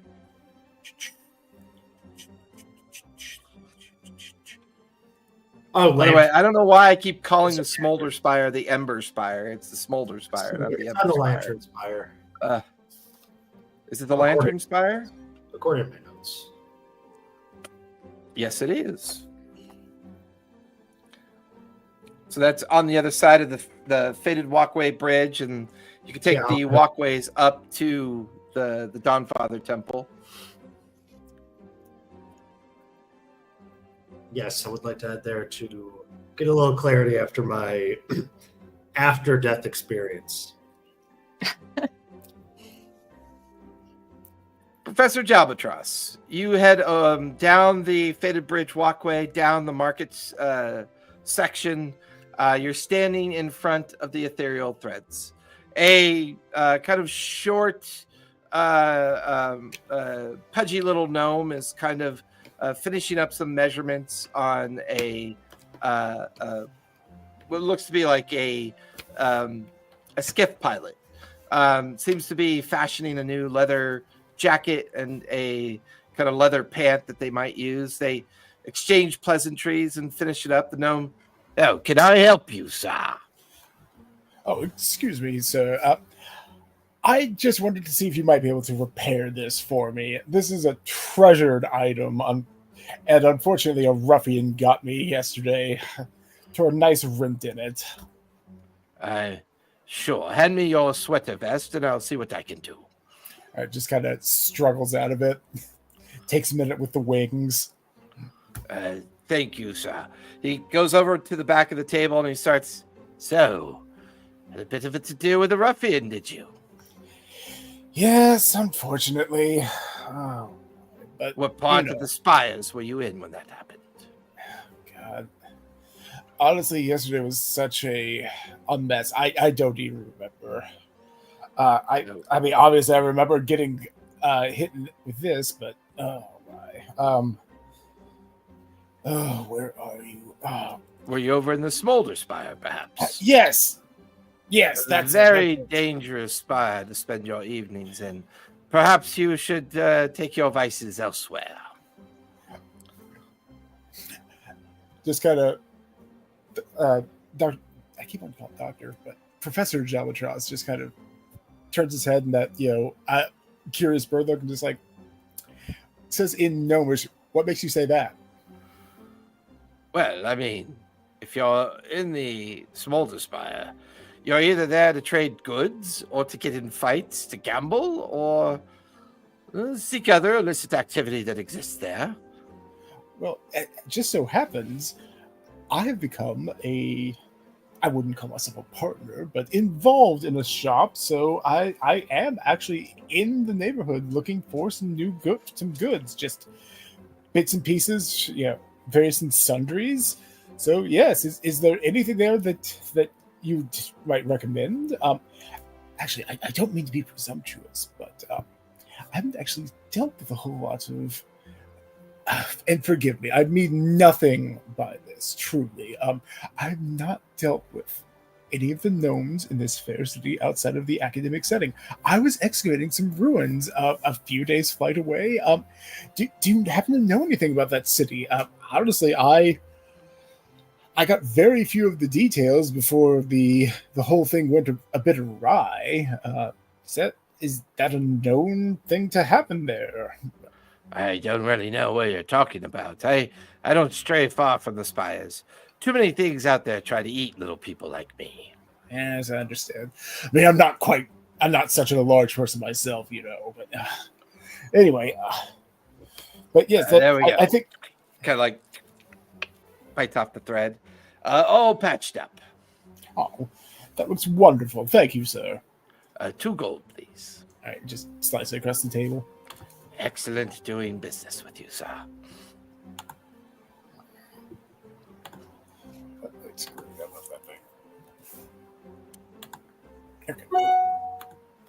Karina, you Yes. head off the Faded Walkway Bridge, and you start heading towards. Where we? Oh yeah, you're going up to the Airy Spire. It's a bit of a journey to get to the Airy Spire.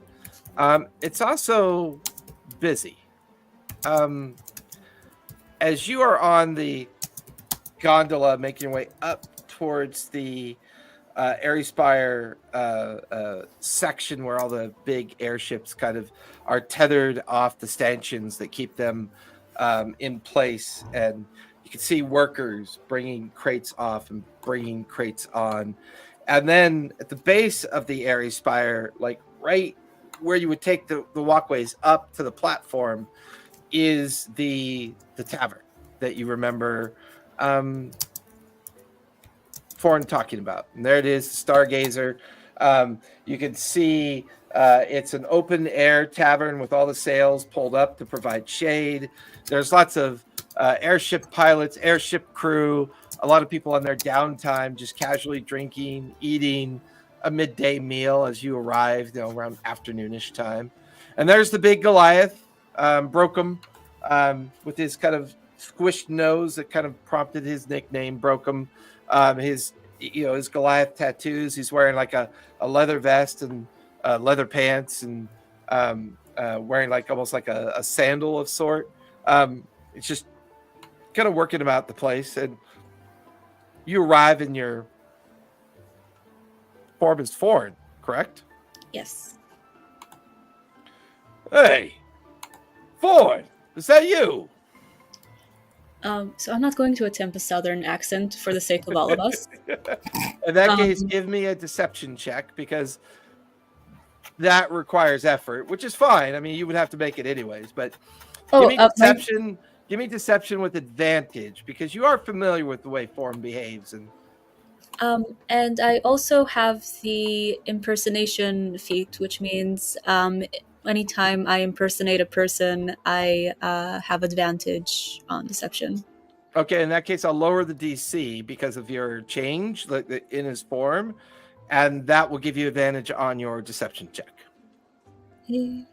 So first one was 25. Okay. Woo!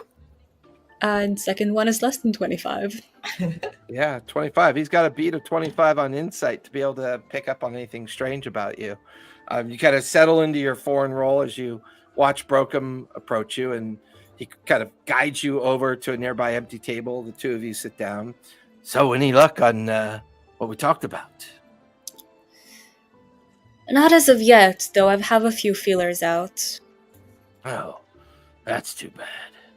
Sure like to get that taken care of. I thought maybe you could give me more detail, something I might have missed last time that I could use. Oh, not much to say, except I'm out my money for buying this place. I just want to get my money.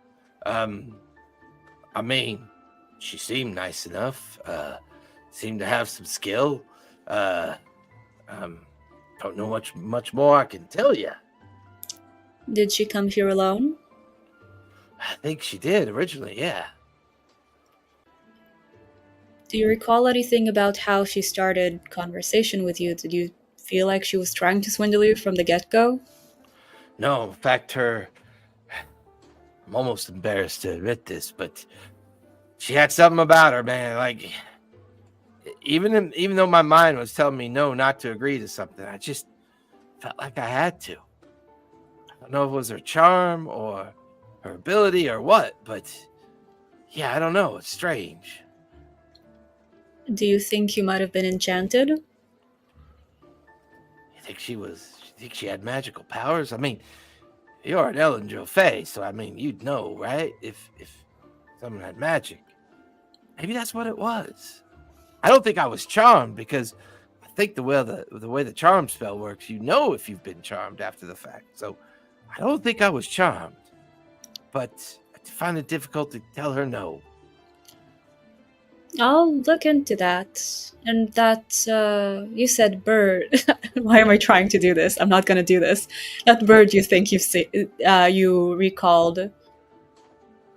You mentioned something, an owl maybe. Oh, no owl.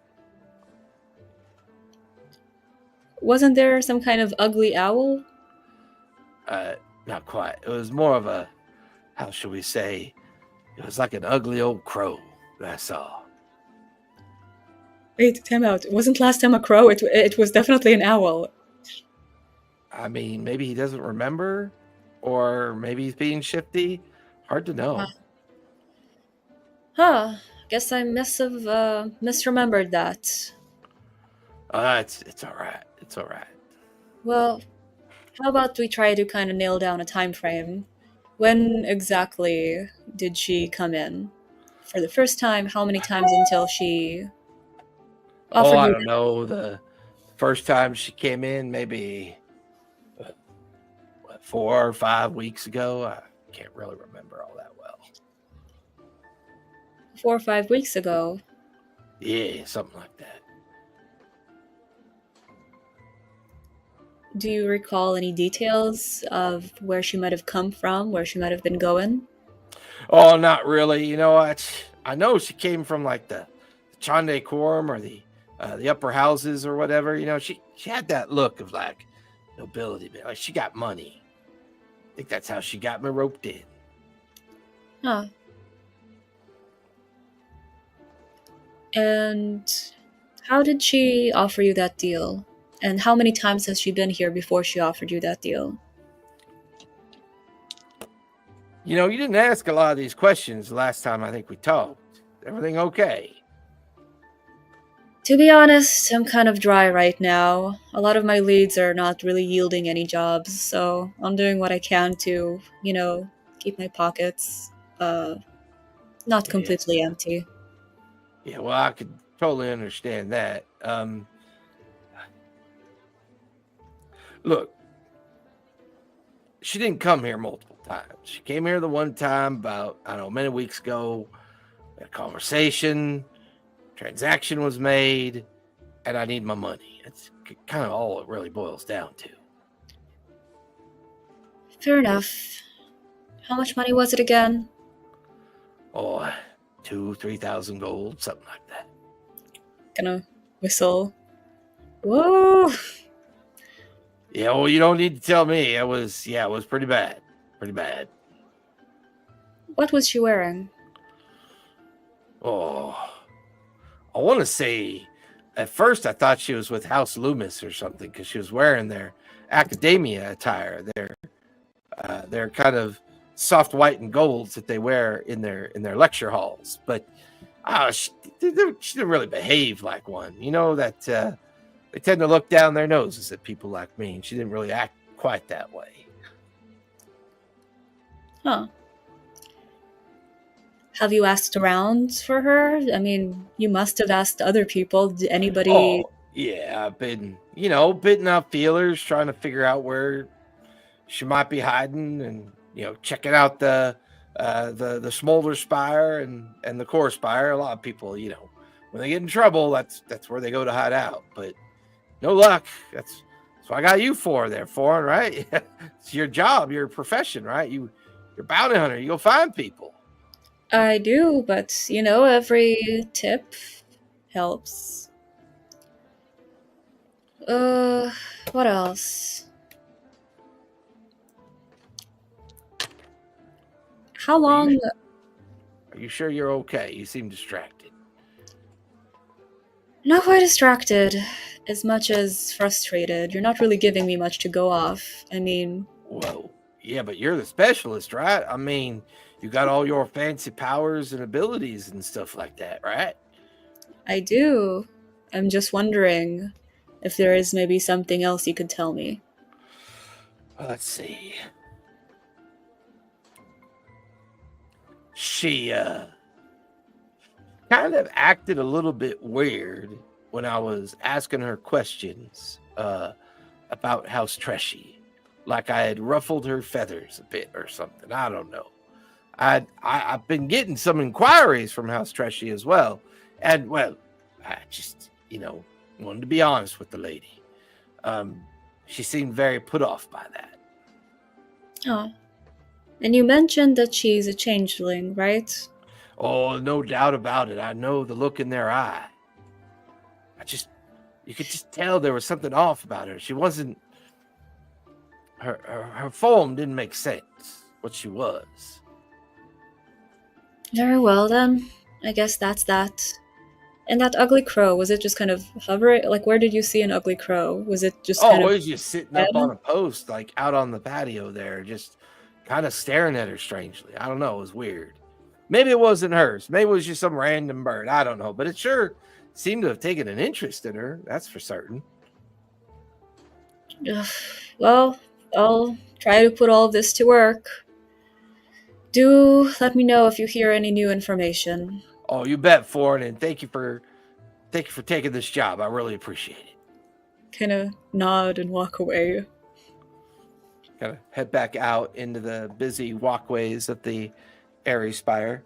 Melody, you arrive at the Temple of Suni. It's quiet. The garden area around it, kind of just silent places where people are kind of like sitting about in silent contemplation of just what's going on with their day. It's that late afternoon crowd of people that are just kind of winding down their daytime activities. Who are you looking for? I think Melody is like, she thinks she needs to speak to the High Priestess. Like, she's trying to go all the way to the top.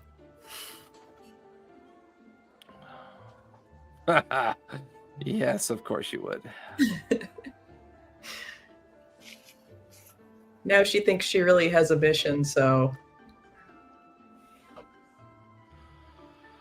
Melody also, like, on her way over is, like, finger curling her hair, like, trying to make sure the outfit was really clean and not wrinkly. Right. That'll look good when you go to the Temple of Suni. Eventually, you see what looks to be a priestly person come out.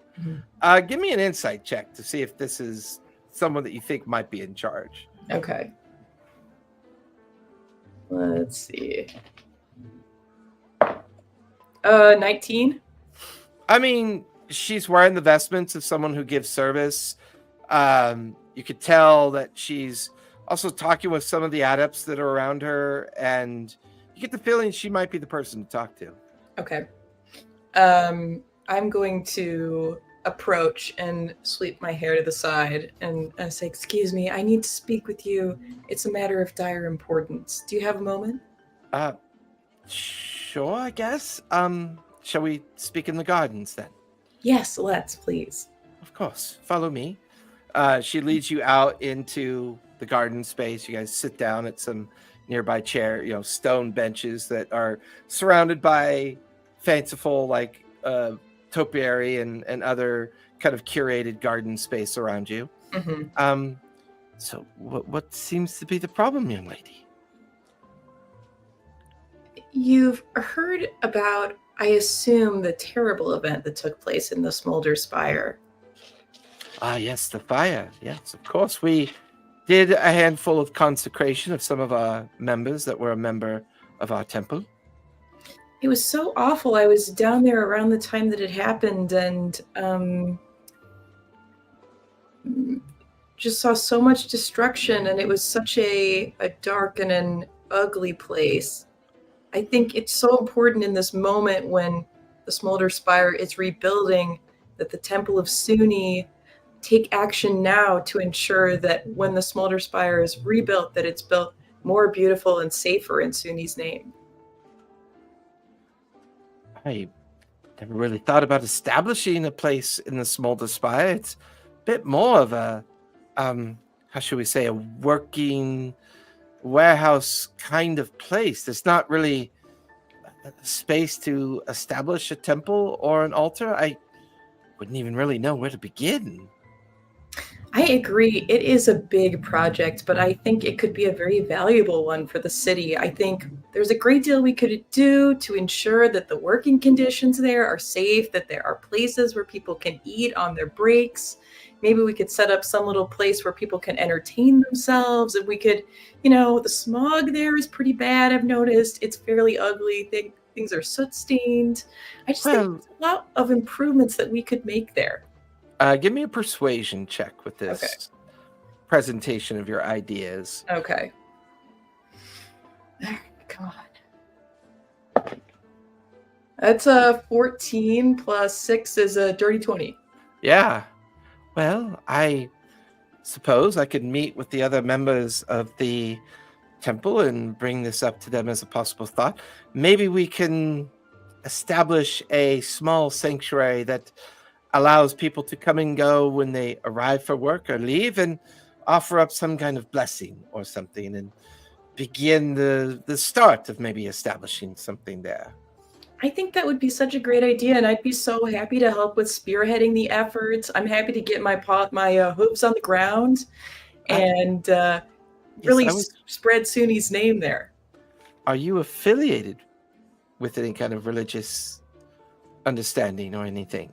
Well, I mean... Yes, of course. Of course.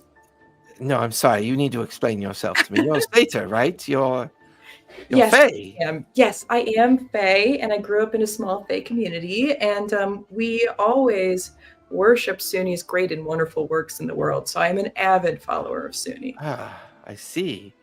Well, as you can see here, our small temple is nothing really to, write home about. We're barely getting established here. We were kind of encouraged by the fact that the Temple of Sarenrae was recently in the process of being established. And not too long ago, the Wild Mother Temple is being established over in the Airy Spire.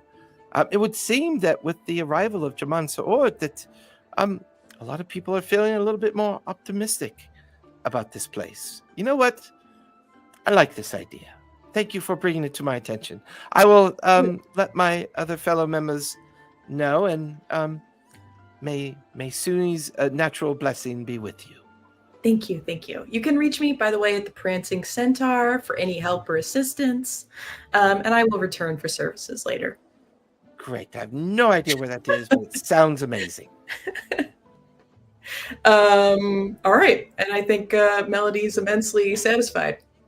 For the next 8 hours, you have the effect of Bless. Ooh, fabulous.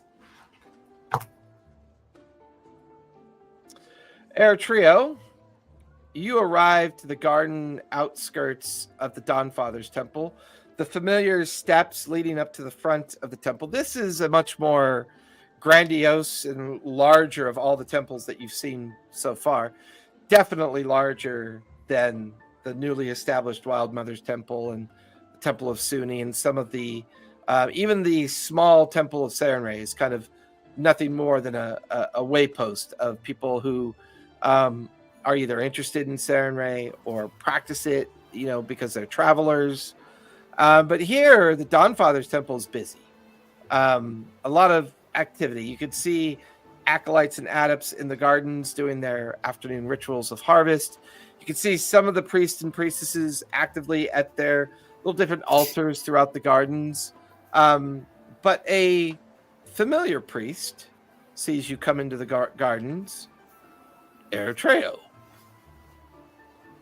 you're back. Liam? Or is this?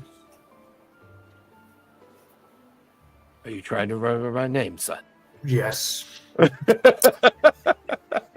That's quite all right. I understand. What brings you back here? Is this Jacob? Yes, it is. Good to see you.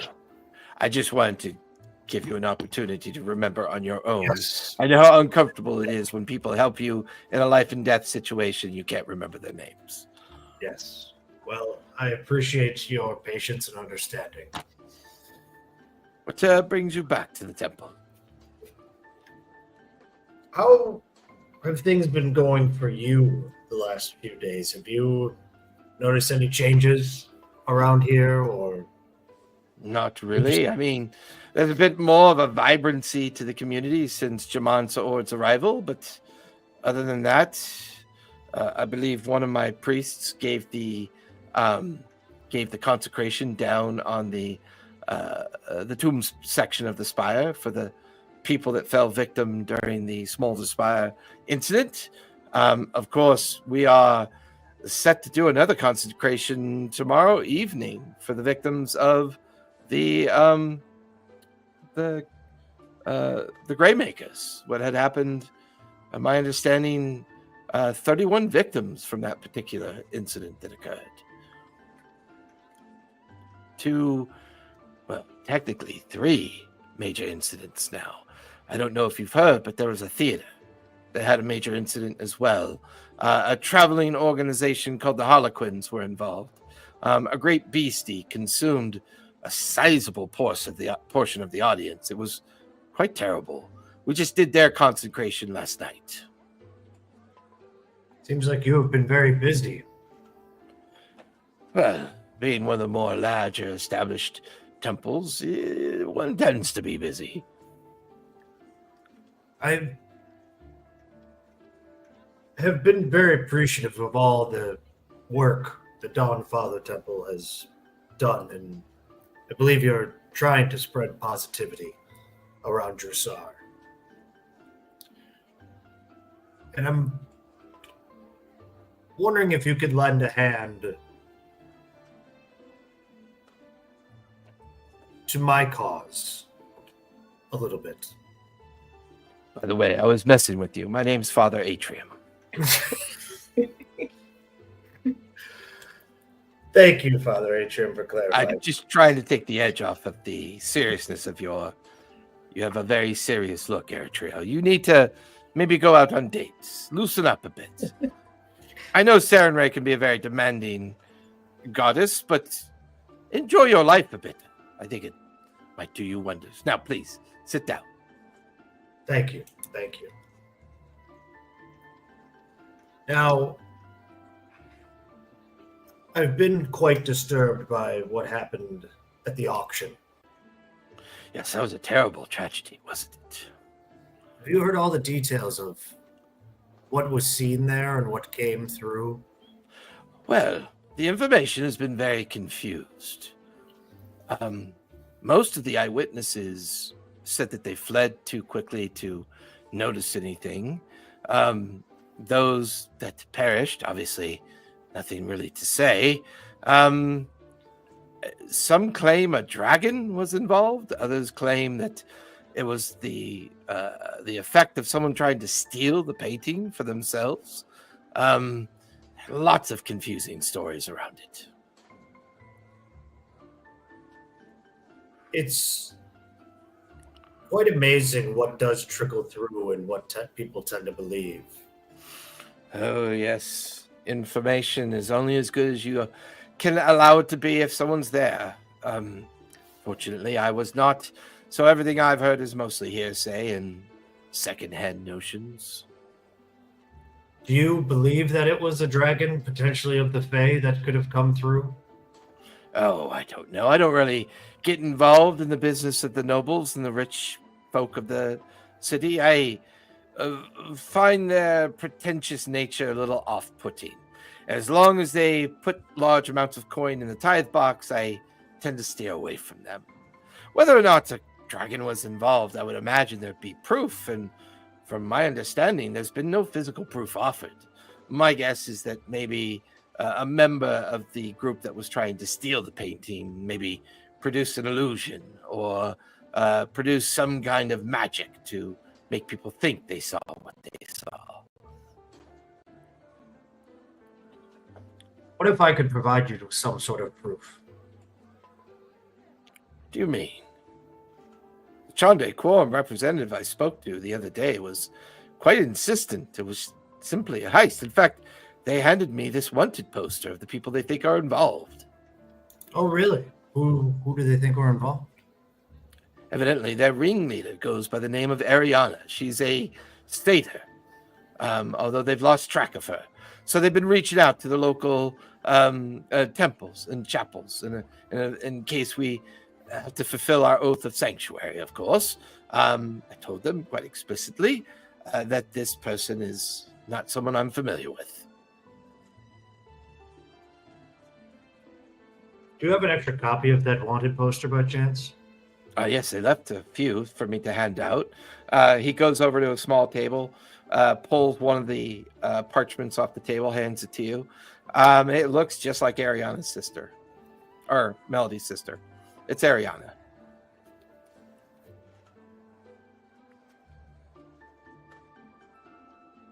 I know you don't trouble yourself much with what the noble houses do, but they do provide you with much funding. For the people that deserve it, of course.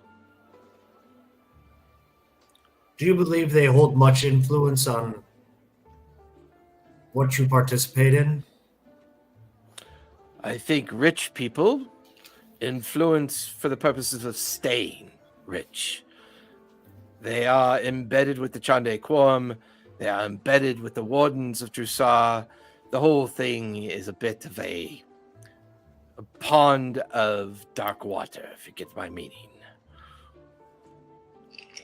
I do. Father, I understand. I understand the importance of these people, but I am left with the detritus of their damage. Airships that are not properly maintained. Working conditions that are not properly handled. The injuries that me and my people have to deal with on a daily basis are criminal, in my opinion, easily avoidable. I just hope that Jamansa Ord can have some kind of influence over the Chandei Quorum Council, and maybe we'll see some legitimate change for once. I have faith in that as well, and I believe you are a good man whose heart is in the right place.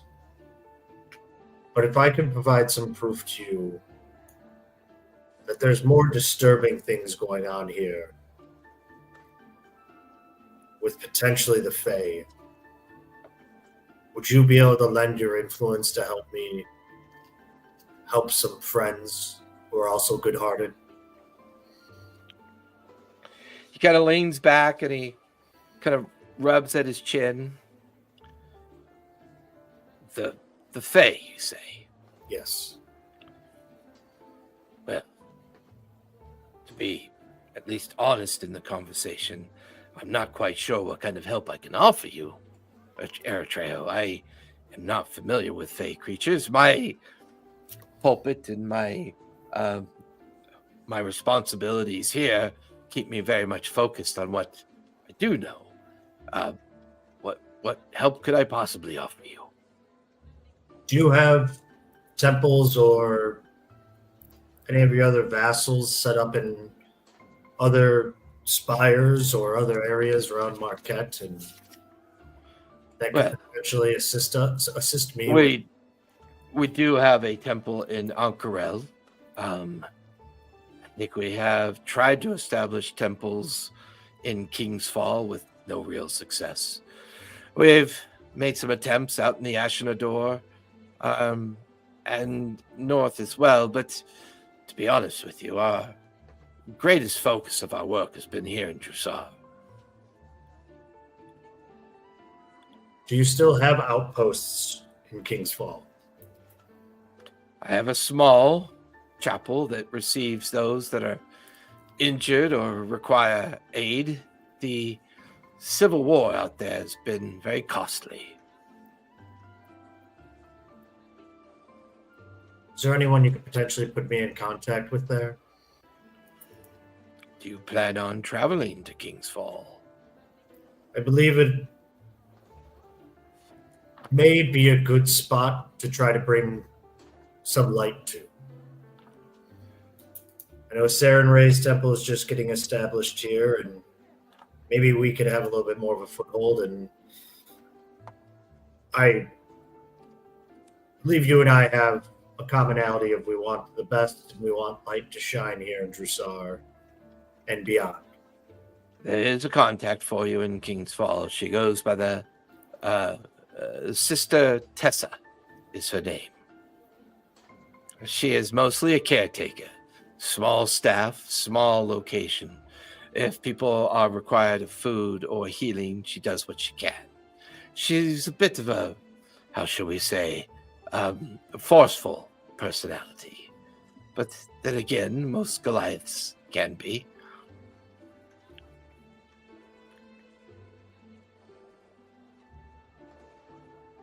Thank you.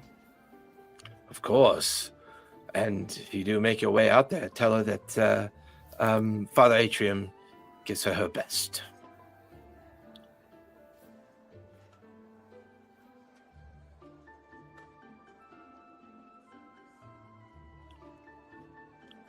Can I make everybody? Yeah, go ahead. Can I make some sort of offering for?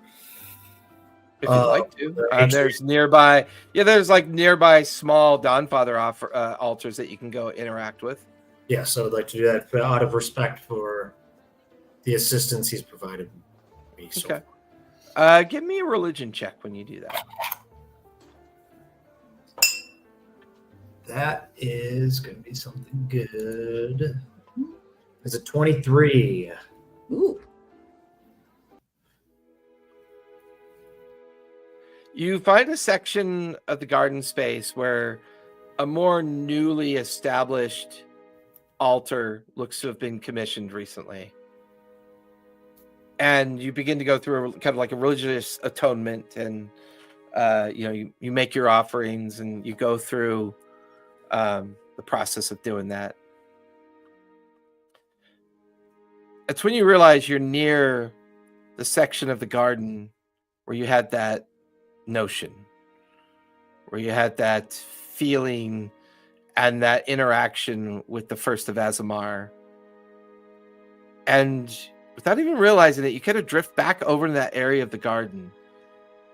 And sure enough, there's that overgrown, kind of covered up altar and angelic celestial statue that you remember just staring at and seeing for that kind of prompted your memory, brought you back to the idea of this Azamar offering in front of you. It's been a few days since you were last here, but fresh in your mind.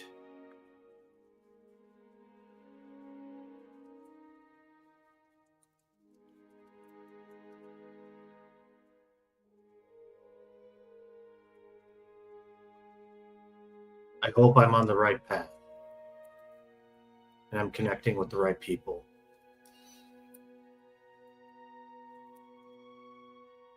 I feel extremely lost, and I'm trying to force my way through the brush.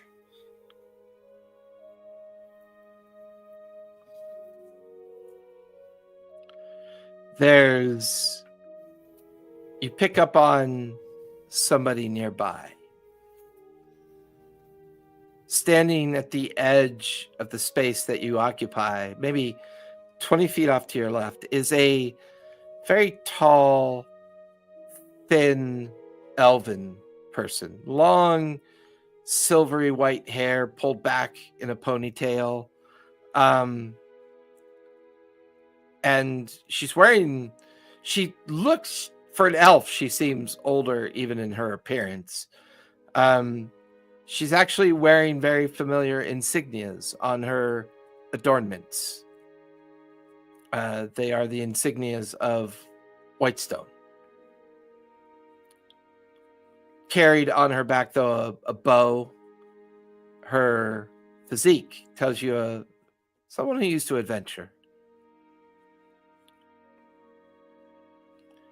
Well, darling, I've never seen this statue before.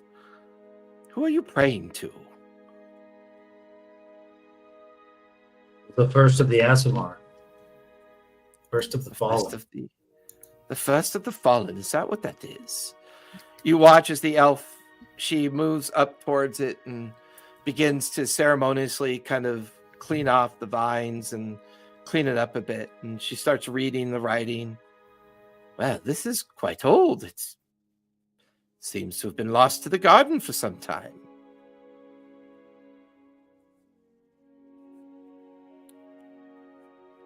Been nearly I'm sorry, I'm so rude of me. My name is Lady DeRolo. Pleasure to meet you. Pleasure. I am Eritrea. Quite an interesting name. You're Azamar, are you not? I And am. you bear the mark of Saloon. My friend Pike would be very interested to speak with you. Yes, Pike. She doesn't travel much anymore. She's quite old. I would love to arrange a meeting. I can certainly make inquiries for you, darling. She does have a, how shall we say, a soft spot for handsome men. Well, I'll be sure to be on my best appearance that day. She definitely would be interested in you, dear boy. Listen, me and my friends are here to see Jamansa Ord. We looked for her up in the Chandei Quorum. You wouldn't happen to have seen a large brass dragon flying about, or a very kind of androgynous-looking individual of stunning beauty walking about by chance? Not today. No. Oh, but you've seen her here before then. I've seen her in the area. Well, good to know that they haven't left. Well, pleasure to meet you, darling. Let's go find them.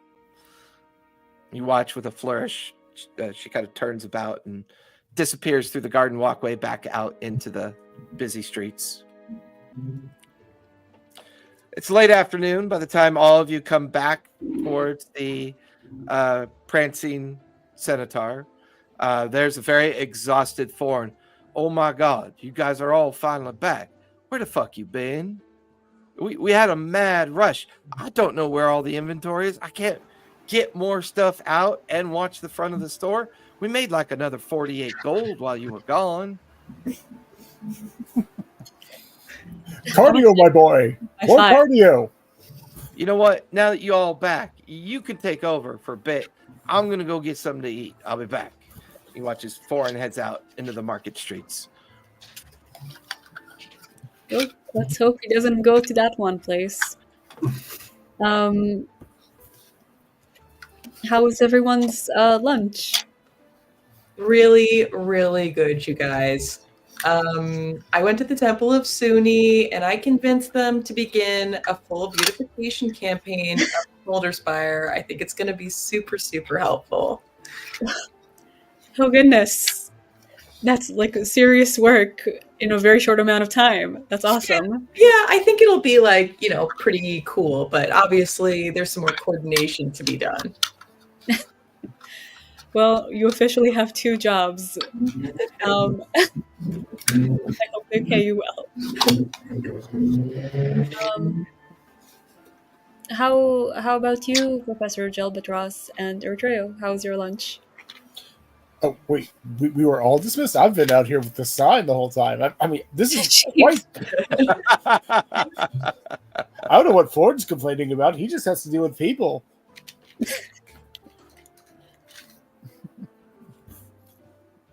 Mine was, I wouldn't really say it was a lunch. It was more of just a rest.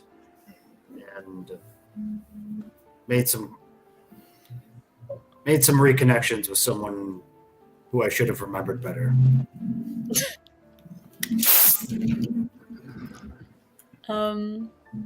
What about you, Karina? Thank you for asking.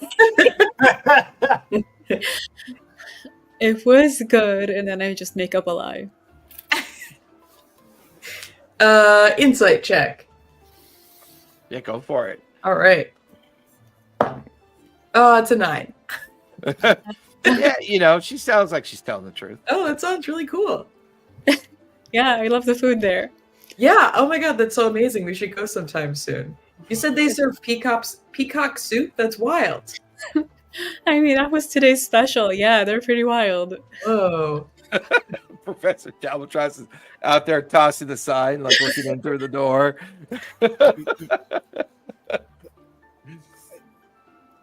Okay, a peacock suit. That's an interesting use. I don't know. All right then, whatever.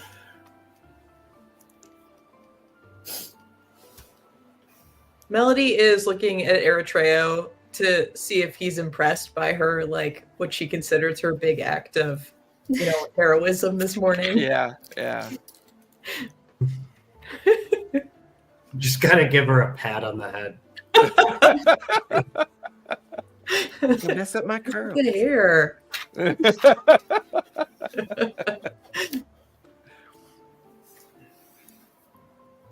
Well, is this the kind of fancy shop that closes at like 4 p.m.?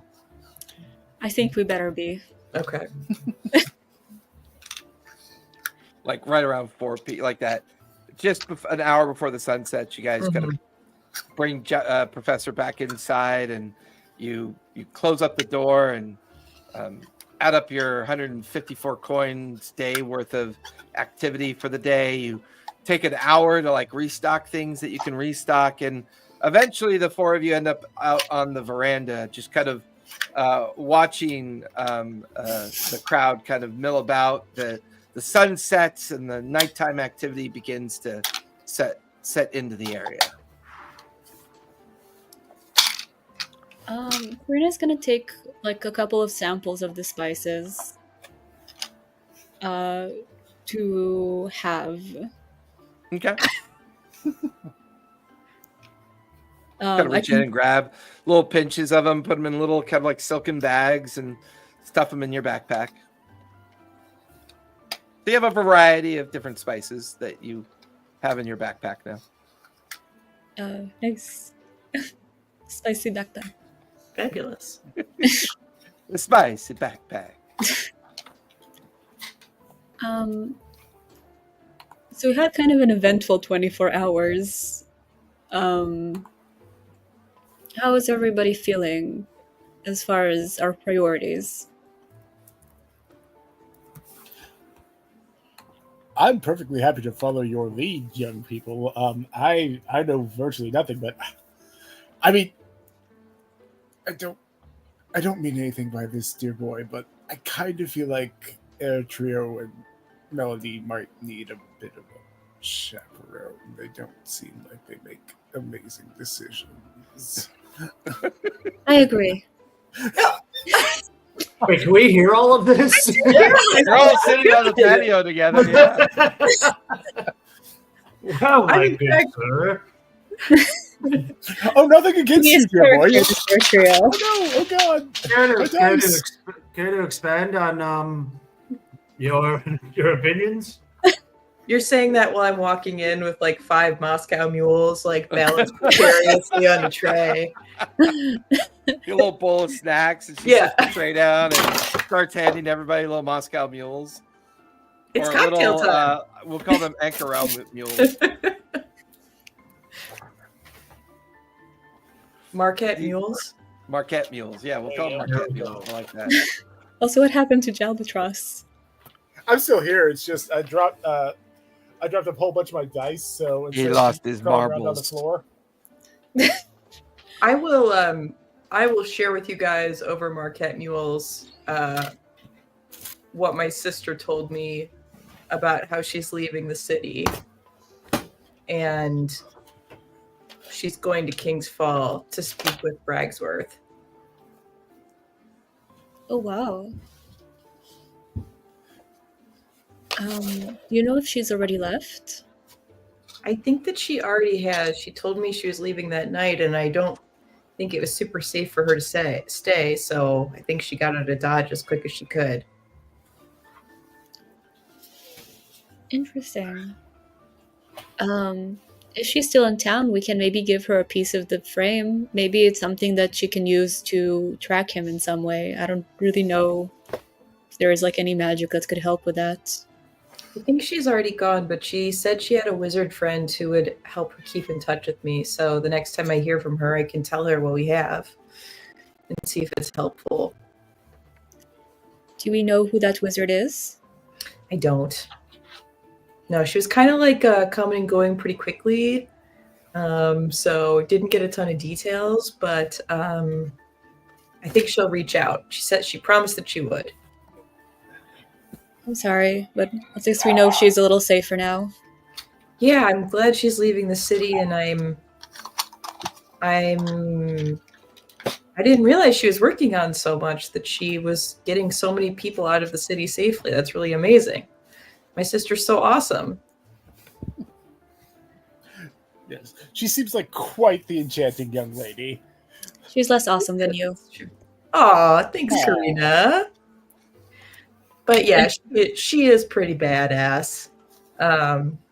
So I'm sure she's safe, but she headed out as quickly as she could. Jalbatron, care to share any opinions on Ariana's poor decision making too? I don't know enough about her. I haven't really hung around with her. I don't like casting aspersions on people I've never met. I mean, I tend to form opinions of my Wait till I meet them, students who then I cast aspersions on them. Yeah. I mean, I tend to know. I am quite a good judge of my students' character. I tend to know in the first 2 or 3 days of class how they're going to perform. That's all I'm saying. Professor, if we're your students, care to expound on your curriculum? I mean, are any of you interested in extraplanar studies or archaeology? Technically, yeah. He is glassy-eyed. Yeah. Oh, Melody's like, absolutely not. I need another Marquet mule. I'll be right back.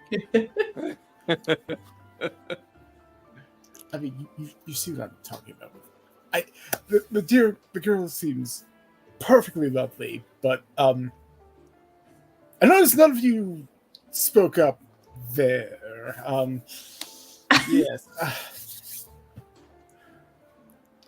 Are you at all interested in going back to your world, Professor? I would love to get back to my world. I'm not here by choice, actually. I was talking to Thorn about this last night. I'm kind of stuck here. The planar gates that I would normally use to just go back to my university, they don't seem to be letting me through. I don't know. They're clearly working. I've seen other people come and go as they please, but I walk through the stone circle and literally nothing happens. Not entirely sure what's going on there. As far as I can tell, my patron is helping me along, but that was a later development. Yes.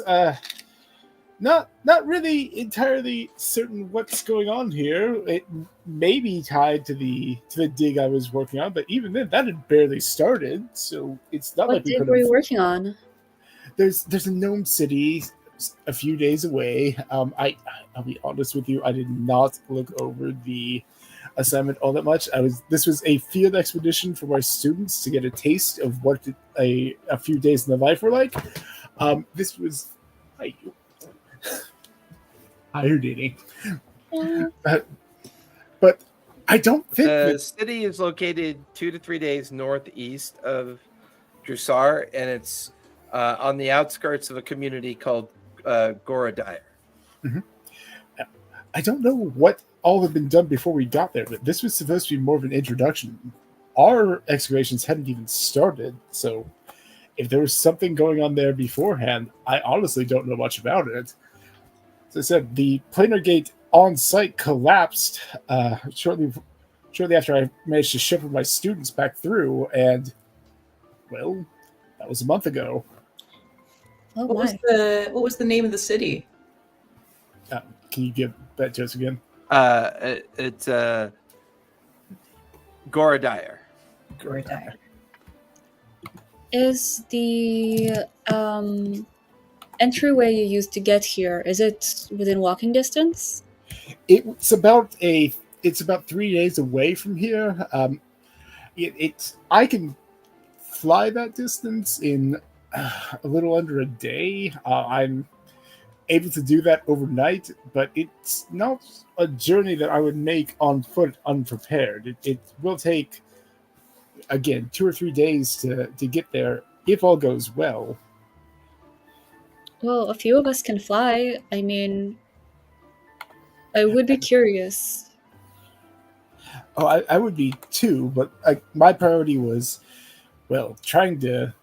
If I can't use that planar gate, I was going to try to get one here to get back and, at the very least, let everyone know what was going on, to assure them I'm alive. Yeah, as much as I care about that. Yeah, I'm sure. And sorry, go ahead. Oh, wait, sorry? Oh, I thought you said something. That's all. Oh, I was going to ask if anybody knows of any close by planar gates we might experiment with. Well, there's one in the city that I tried using, and nothing. It just would not allow me to go through. Hi. Is it okay if I kind of try something on you for a sec? I don't see why not. I'm going to try detect magic on Professor Jalbatros. Detect magic on Professor? Yeah. I mean, Okay. you're gonna get a hit. I'm a paladin. I have magic. Well, okay. Well, guess- you're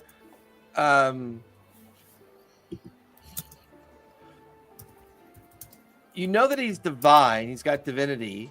He's mentioned from time to time his patron. Yeah. But as you cast detect magic as a ritual castment, you feel the arcane energy just kind of fade as it tries to connect with him. Does that feel unnatural? It should just connect and tell you that there's nothing magical about him, but it's almost as if he kind of absorbs the arcane energy of your spell. It's not reflective. It's just absorbing and disperses. It's very strange. I tell that to Professor Jalbatros. Does that feel like it? I'll be perfectly honest with you. I have almost no idea on that. I am a paladin, not really by choice, so much as by circumstance, as odd as that sounds. I was a strict academic where I came from. I took a deal with an eagle god who doesn't like telling me about what he wants. Beyond that, I honestly don't know. He managed to communicate to me eventually that he would help me get back, but I have to do these tasks. I have to assist him. I know of Rimnus. I know broadly what he wants and who he's affiliated with, but I can't. I can ask him questions. He does not like giving me direct answers. Not in any language I understand. Not in Aran, not in. Excuse me. Oh god. Sounds like a very atypical god in Exandria. You would assume, like, I speak Aarakocra, I speak Aran, I speak Common, I speak Elvish, I speak Gnomish, Ritos. None of them. Not a single one is all caw, nah, drop a feather. But no. That's when he deigns to talk to me. I was never a particularly religious bird. I accepted the ethereal pantheon, of course. The world we live in, of course I did. But I never really asked them for anything. And then here we are. And then an eagle god of giant eagles doesn't want to talk to me. But he wants me to do...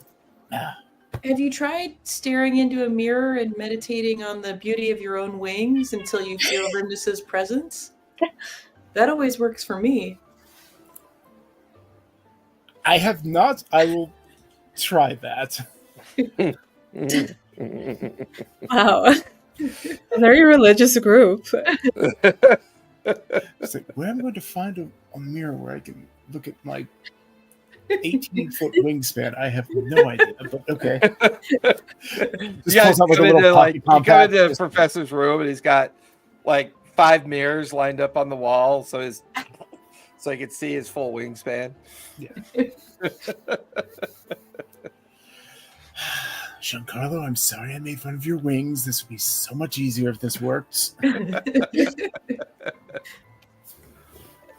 Well, I should probably go to the spa we went to the other day and see if my parents mailed me back some money yet. Is anybody going that direction? Does anybody need me to pick up anything? Milk? Eggs? I look at Bread. Professor Jalbatross. I mean, that was a bit odd. You do know that even amongst non-sentients, birds eat other birds. It's not weird. You know that, right? No, I know. I just Okay, just well, that this was is a point awkward. of Yeah, I guess I'll do some grocery shopping while I'm at it. If anybody wants something, please let me know now. This is way too domestic. What the fuck? Okay, enough. So where are you heading off to, Disgusting Karina? with yourself. I would like to talk to my crow real quick. Okay. First to ask him if he's still been kind of following the Genasi like he's supposed to. Oh yeah. I've been following him all day. He's been over to the Smolder Spire. He's traveled up to the Chandei Quorum. I followed him over to House Loomis. He's been a busy boy, very busy. Anything that stand out to you? Well, I mean, you could tell that he was talking to some people, and exchange of monies was being made. He drinks a lot, though. Goes to a lot of taverns. Other than that, nothing really out of the ordinary. And he travels with about 6 or 8 other people with him too. What do they look like? Well, they kind of look like him, but different. I guess fair enough. Like assholes. Yeah. Okay, I think you can let go of him for now. Oh, I have a few questions for you. Oh, you want me to come back to you then? I think we can talk over the telepathic but I bond. miss you. I miss you so much. It's been a while since you fed me dead things, and I like dead things. You know what? Where is the nearest Raven Queen's temple? I should probably know that, but I mean, you haven't. I don't think you've been to one yet, have you? I mean, my character probably should have beforehand because she has True. been following her for a while. I would say, for the most part, probably up in the garden altars of the Core Spire. There's not a traditional Raven Queen's temple established yet. It's a relatively new sect of belief that hasn't really been around all that long. In fact, they've only, within the last 100 years or so, got established in Vasselheim. So you probably go to one of the garden altars that are dedicated in the Core Spire. Okay, so I'll just stop by real quick to see if my parents mailed me some sent me any mail back and any money. Nope, nothing that you can see.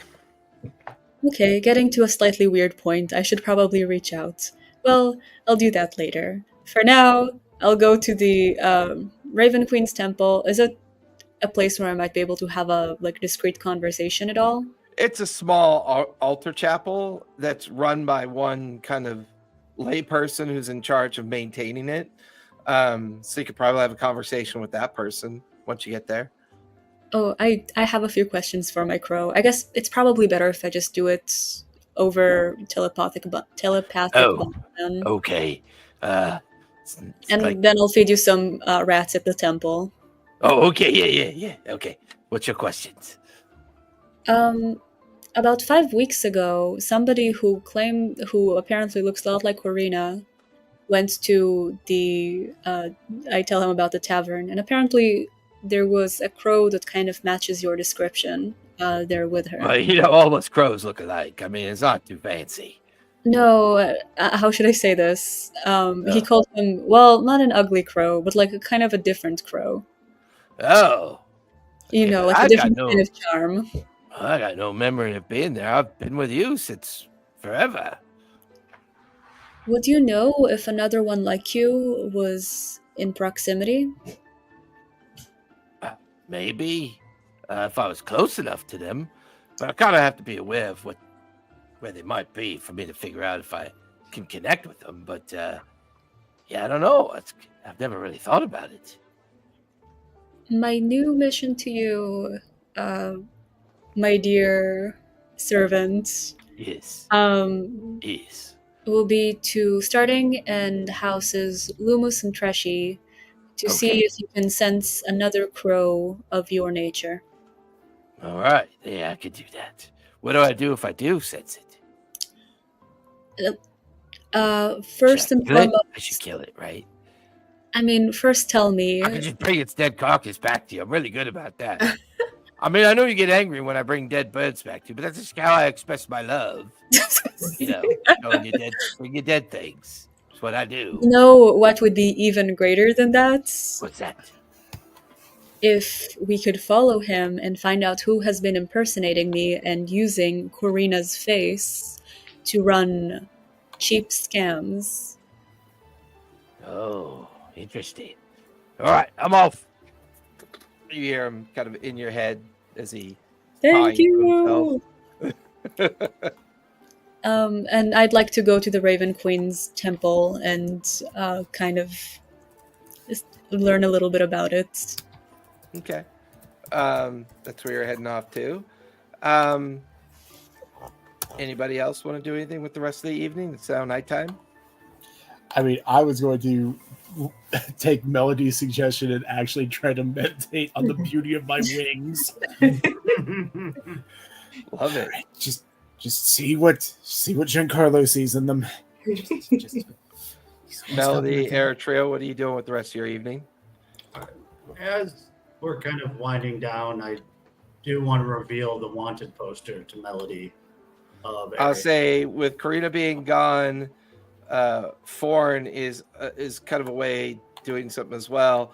You could hear Professor Jalbatras kind of like trying to pull off the most impressive self-examination ever done by an Eric Cochran, leaving the two of you out on the veranda. Melody, you watch as Eritrea pulls out a folded up wanted poster with the image of your sister on it. Do you tell her everything that you and Priest Father Atrium spoke about? Yes. Okay. So everything he knows, you now know. Oh my god, I'm glad she ran. I'm gonna have to change my hair. This looks like me.